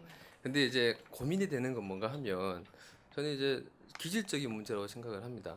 이제 갈등되는 문제 같은 게 있거나 하면은 좀 참고 넘어가도 되겠다는 건 이성적으로는 생각이 돼요. 근데 가슴 속에서 끓어오르는 게 그게 이제 참으면은 그게 이제 도저히 참기 근데 다른 사람하고 지내는 문제 없는데 집사람하고는 예, 예. 그런 데 대해서는 저는 이제 액팅아웃을 하거든요. 그러면 집사람이 상처를 받고 대신 저는 돌아서면은 그게 이제 몇 시간 안 가요. 금방 이렇게 하고는 미안한 것도 들고 풀고 하거든요. 그래서 이제 뭐 뒤끝 없고 이런 것들에 대해서는 이제 자기 헌혈을 할 수는 있겠지만 집사람은 돌아서서 참 많이 늙는다 자기 때문에 상처받는다 뭐 그렇게 얘기하면 한편은 고맙기도 하지만 미안하고 그런 게 들거든요. 근데 이제 저도 고민을 많이 했고 저도 병원에서 일하는 사람인데 그게 이제 여러 가지 뭐 퍼스널리티 트레이트 중에 그런 것들로 생각이 되기도 하고 한데 제가 고민이 되는 건 뭔가 여쭈고 싶은 거는 예. 그런 것들을 제가 참고 지나는 그런 훈련을 해야 되는지 아니면 이제 적극적이진 않지만 이제 어느 정도 액팅아웃을 하는 게 그게 이제 긍정적인지 그게 사실 좀 고민이거든요. 사실은 이제 감정을 조절하는 훈련에 있어서 여러 가지 이제 요소가 있는데 저는 이제 가장 중요한 것은 감정을 통제하려고 하지 마시고요. 감정을 관찰하는 게 가장 중요하다고 좀 생각을 해요. 그래서 감정의 통제자가 되려고 내 감정을 자꾸 이렇게 통제하려고 노력하지 마시고요. 감정을 자꾸 관찰하려고 하시는 게 굉장히 중요한 핵심적인 어떤 메시지라고 저는 생각을 합니다. 그래서 사실 감정 조절의 어려움 때문에 오시는 분들한테 공통적으로 이제 사실은 과제 비슷하게 내드리는 게 감정 관찰 일지를 이제 쓰게 이제 하는 거죠. 그래서 우리가 어떤 그런 감정적으로 굉장히 어떤 조절이 안 되는 어떤 상황에서는 결국 그 부분들이 어떤 일차적인 감정도 있지만 내가 그 상황에 대한 어떤 그런 판단과 해석 때문에 2차적으로 어떤 그런 감정들을 느끼는 게 많거든요. 그래서 내가 그 상황에서 내가 어떤 상대방한테 어떤 기대를 가지고 있고 혹은 상대방에 대해서 내가 어떻게 판단하고 해석하고 있는지를 내가 잘 이해하는 게 내 감정을 조절하는 데 중요한 어떤 열쇠 역할을 해준다고 생각을 하기 때문에 좀 막연한 얘기가 될지 모르지만 뭐 아내분이랄지 혹은 다른 사람과 관계에서 내가 화가 날 때 내가 그 상황에서 어떤 기대감을 가지고 있고 상대방한테 그리고 어떤 그 상황을 어떻게 판단하고 해석했는지를 내 스스로가 좀 더 들여다보면 그게 어떨 때는 정말 내가 스스로 가지고 있는 그 기대나 판단이나 해석 자체가 참 비현실적인 거구나. 혹은 내가 너무 일방적인 거구나. 상호적인 게 아니라 이런 부분들을 많이 알게끔 되거든요.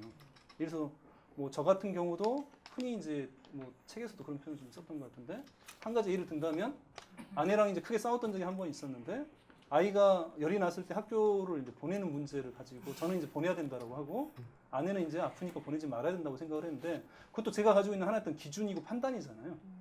아무리 아파도 학교를 가야 된다는 어떤 그런 판단들을 하고 있는데 그 판단에 대해서 제 스스로가 다시 한번 계속 생각을 하는 거죠.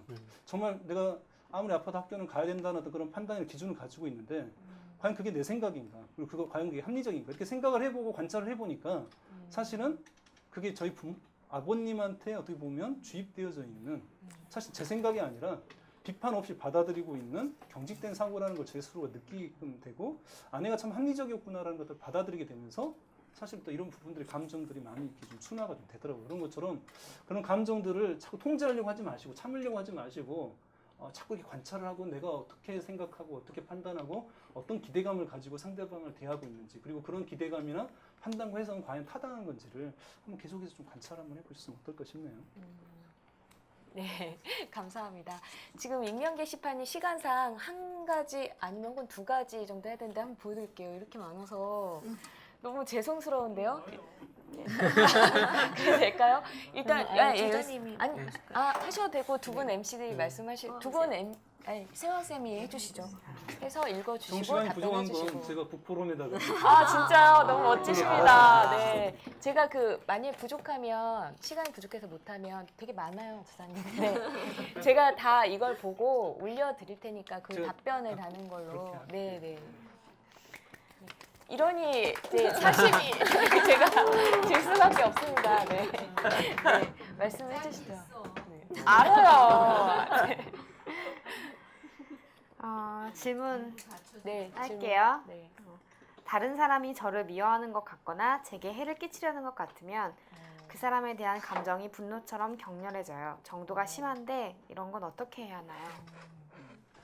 그러니까 예를 들어서 다른 사람은 그 상황에서 별로 그렇게 흥분하지 않는데 나는 그러니까 유독 굉장히 예민하게 반응하는 부분이 있잖아요. 이게 사람마다 포인트가 다 틀리잖아요. 그러니까 다른 사람은 별로 이렇게 뭐 흥분하거나 혹은 겁먹지 않는 상황인데 예를 들어서 상사가 예를 들어서 화를 뭐 나한테만 내는 게 아니라 똑같이 내는데 다른 사람들은 그냥 한 개로 듣고 한 개로 흘리고 나만 굉장히 얼어붙어 버리거나 네. 술 먹은 벙어리가 돼버린다 이런 식으로 내 스스로가 이렇게 반응을 하고 있다면 사실 그건 그 상사 때문이 아니고 나 때문에. 돌아가 보면 내가 가지고 있는 그런 원상처가 사실은 있어요. 그러니까 이분도 어떤 사람들한테 위협감을 느끼고 나를 해칠지 모른다는 어떤 두려움들을 좀 피해의식을 가지고 있는데 그게 그 사람 때문에 처음 생긴 게 아니라 그 사람이 예전에 해결되지 못한 원상처를 가지고 있고 일종의 트라우마 같은 거죠.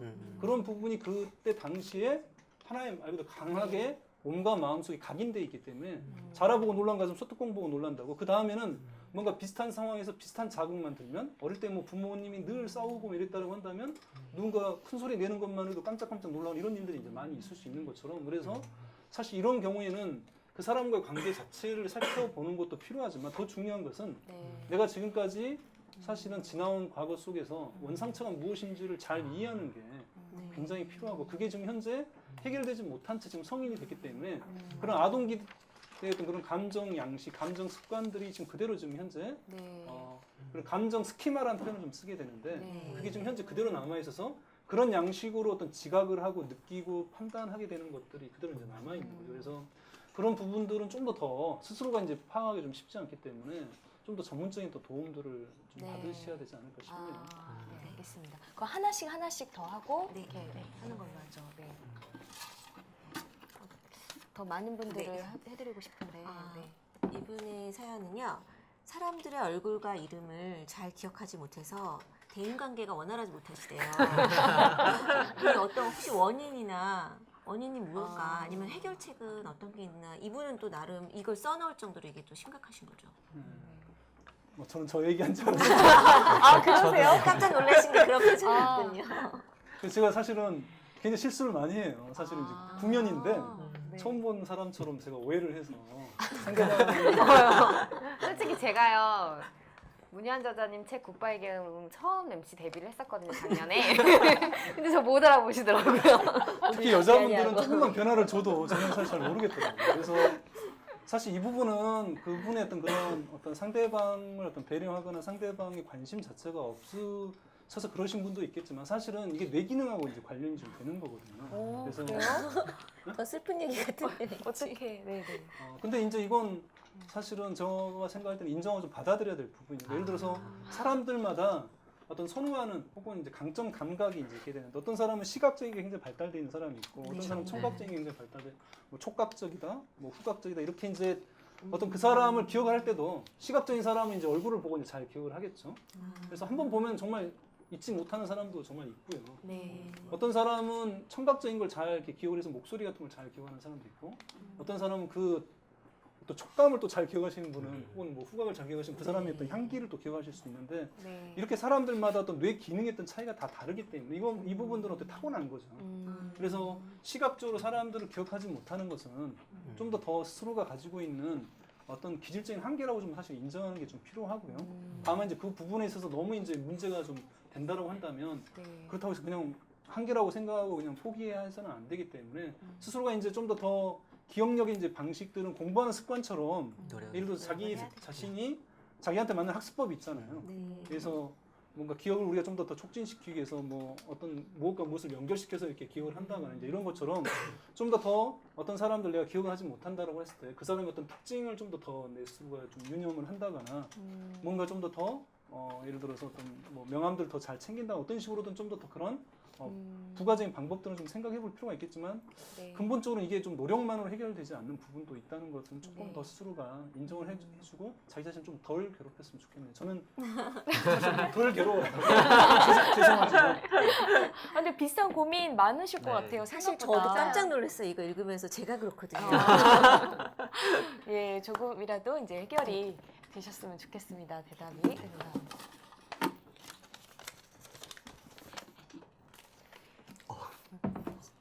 이 사연 읽어보겠습니다. 우울증이나 정신질환 약들은 부작용은 없는지요? 끝났나요?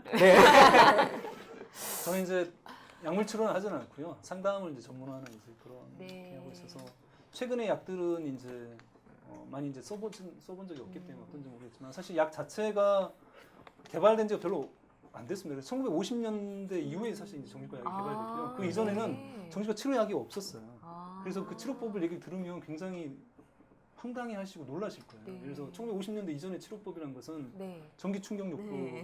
사용을 했다든지 아. 뇌 일부를 절제를 하거나 아, 혹은 이해가 안 되시겠지만 말라리아 균을 투입을 해서 네. 고열을 일으켜서 사람을 혼수 상태에 빠뜨린다거나 그렇게 하는 이유는 우리가 TV 고장 날 때 네. 네. 때리는 것처럼 어, 뭔가 충격을 받아서 이게 뇌 상태가 혼란돼 있기 때문에 한 번 더 충격을 주자 어떤 되게 단순한 어떤 그런 관점에서 와. 진짜 그런 치료법이 좀 있었고 그래서 믿기지 않으시겠지만 회전 의자에다 꽁꽁 묶어가지고 막 정신력 돌리고 이런 치료법이나 얼음물에 빠뜨리거나 이런 치료법이 실제로 있었다는 거죠. 충격을 주는 거죠. 근데 1950년대 개발된 약들은 부작용이 굉장히 많았고요. 근데 이제 90년대 후반부터 여러 가지 약들이 많이 이제 개발되면서 지금은 상대적으로 부작용은 거의 최소화되면서 네, 네. 효과는 굉장히 우수한 약들이 많이 나와서 저는 이제 약물 치료를 선호하지 않아서 사실은 뭐 네. 그러긴 하지만 약 자체는 굉장히 우수한 약들이 많이 남아 있고요.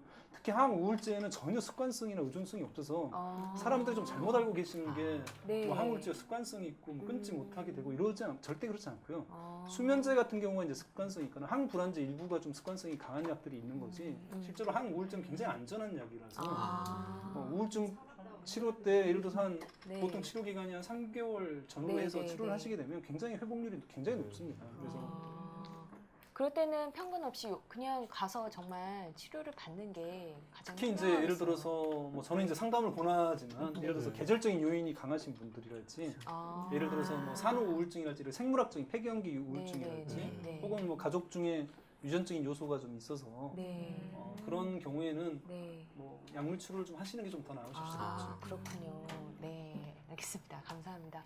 지금 사실 이렇게 자살 생각이란 무거운 주제부터 이렇게 재미있는 주제부터 물론 죄송합니다. 질문하신 분은 굉장히 심각한 주제였겠지만 그리고 이 안에는 사실 더 많은 사연이 있을 텐데 이 시간에 못 해드린 게 제 입장에서 너무 죄송하고요. 이걸 이렇게 하죠. 이벤트에 따로따로 하나하나씩 올릴 테니까 여러분 이벤트 페이지 아시죠? 따로따로 하나씩 올릴 테니까 거기에 댓글로 하나씩 달아주시는 걸로 저만 달지 마시고 다른 분들 예, 같이 같이, 네. 네. 그렇게 해주시는 걸로 여러분도 참여를 해주시면 좋을 것 같습니다. 네, 다시 한번 그렇게 진행하는 걸로 하고요. 다시 한번 죄송합니다. 그럼 이제 시간이 좀 넘었기 때문에 이제 마무리 가는 시간을 한번 진행해 볼게요. 농인의 북포럼이 진행을 되고 있습니다. 오늘 노선영 쌤이 외부 강연 때문에 오늘 이제 못 나오셨는데 거의 개근을 하시는 분이시죠. 앞에 준영 쌤을 굉장히 팔이 아프실 텐데 전문 속기사님이세요. 속기사님이 지금 그 농인의 북포럼 청각장애인 분들을 위해서 타이핑을 해주고 계십니다. 박수 한번 보내주시죠. 오늘 고생 정말 많으셨습니다. 네. 그리고 저희 북포럼 커뮤니티 그룹이 있습니다. 그룹에서 저희 뭐 예를 들어 MC 모집이라든지 뭐 이런 커뮤니티 활동들이 많이 이루어지고 있으니까 가입하셔서 저희 납치 안 해오거든요. 스스로 오셔서 가입하셔야 돼요. 이렇게 해주시고요. 그리고 저희 북포럼 그 홈페이지가 있어요. 이게 주소 한번 확인해 보시고요. 그리고 페이지도 있습니다. 들어오시면 되고요. 아까 북포럼 페이지나 저희 홈사이트 같은 경우에는 저희 북포럼 가족들이 칼럼니스트 활동도 하고 있거든요. 그 칼럼도 꾸준히 올라오고 있어요. 관심 있으신 분들 신청해서 하실 수 있습니다. 그리고 12월 북포럼 저자 만남 18일자에는 페이스북 장사의 신 김철한 저자님 모십니다. 요즘에 굉장히 많이 핫한 분으로 제가 알고 있습니다.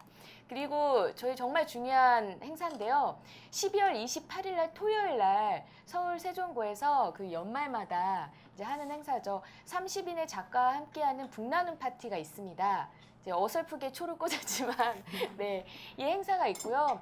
저희 많은 후원도 많이 받고 많은 저자님들 쉽게 한꺼번에 보실 수 없는 그런 저자님들 함께 하니까 많이 관심 가져주십시오. 자세한 내용은 차후 다시 공지 드리겠습니다. 그리고 이제 마지막 하기 전에요. 일단은 저희 수고하신 MC분들께 박수 한번 부탁드리겠습니다. 네. 소감 소감을 다 듣고 싶은데 시간 관계상 다 못 들어 죄송하고요. 오늘 처음 하신 정영석 MC님 잘하셨죠? 오늘. 네. 예, 아주 말씀. 이번 MC단 정말 그 분위기 좋게 했거든요. 굉장히 뿌듯합니다. 너무 감사드리고요. 저자님 마지막으로 오늘 방송 한 말씀 듣고 마치겠습니다. 네. 뭐 제가 하고 싶었던 얘기는 뭐 이미 다 한 것 네. 같은데요. 다시 좀 정리를 해서 얘기드리면 아까 말씀을 좀 드렸지만 결국은 내가 나 자신을 내가 행복하고 사랑하는 것을 가장 방해하는 게 내 자신이라고 좀 생각을 하고요. 어떤 조건이나 어떤 기준이 좀 채워져야만 그때 가서 내가 자신을 인정하고 사랑하고 그때 가서 행복해야겠다는 또 이런 마음보다는 지금 내가 내 자신에게 기꺼이 사랑을 하고 행복한 그런 북포럼 가족이 되셨으면 좋겠습니다. 감사합니다. 예, 마무리 멘트하고 마치겠습니다. 제가 왜 촉촉한 눈망울 했는지 충분히 느끼셨을 거라고 생각하고요. 다음에도 좋은 기회에 또 모셨으면 좋겠습니다. 네. 너무 식상하지 않나요? 아닙니다. 제가 항상 마지막 글귀, 좋은 글귀를 항상 실는데요. 이 글귀가 가장 마음에 와닿았었어요. 자신의 삶이 아름답게 느껴지지 않는 까닭은 스스로 꽃이 되지 못해서가 아니라 이제 이 부분 다루진 않았는데요. 한 번이라도 꽃을 피워내는 무딘 땅이 되어준 적이 없기 때문은 아닌지 돌아볼 일입니다. 나는 누군가를 위해 기꺼이 배경이 되어준 적이 있는가? 나는 누군가를 빛내주기 위해 페이스메이커 역할을 한 적이 있는가? 이 부분 책을 통해서 자세한 내용 한번 보시면 좋을 것 같습니다. 이상 마치겠습니다. 감사합니다.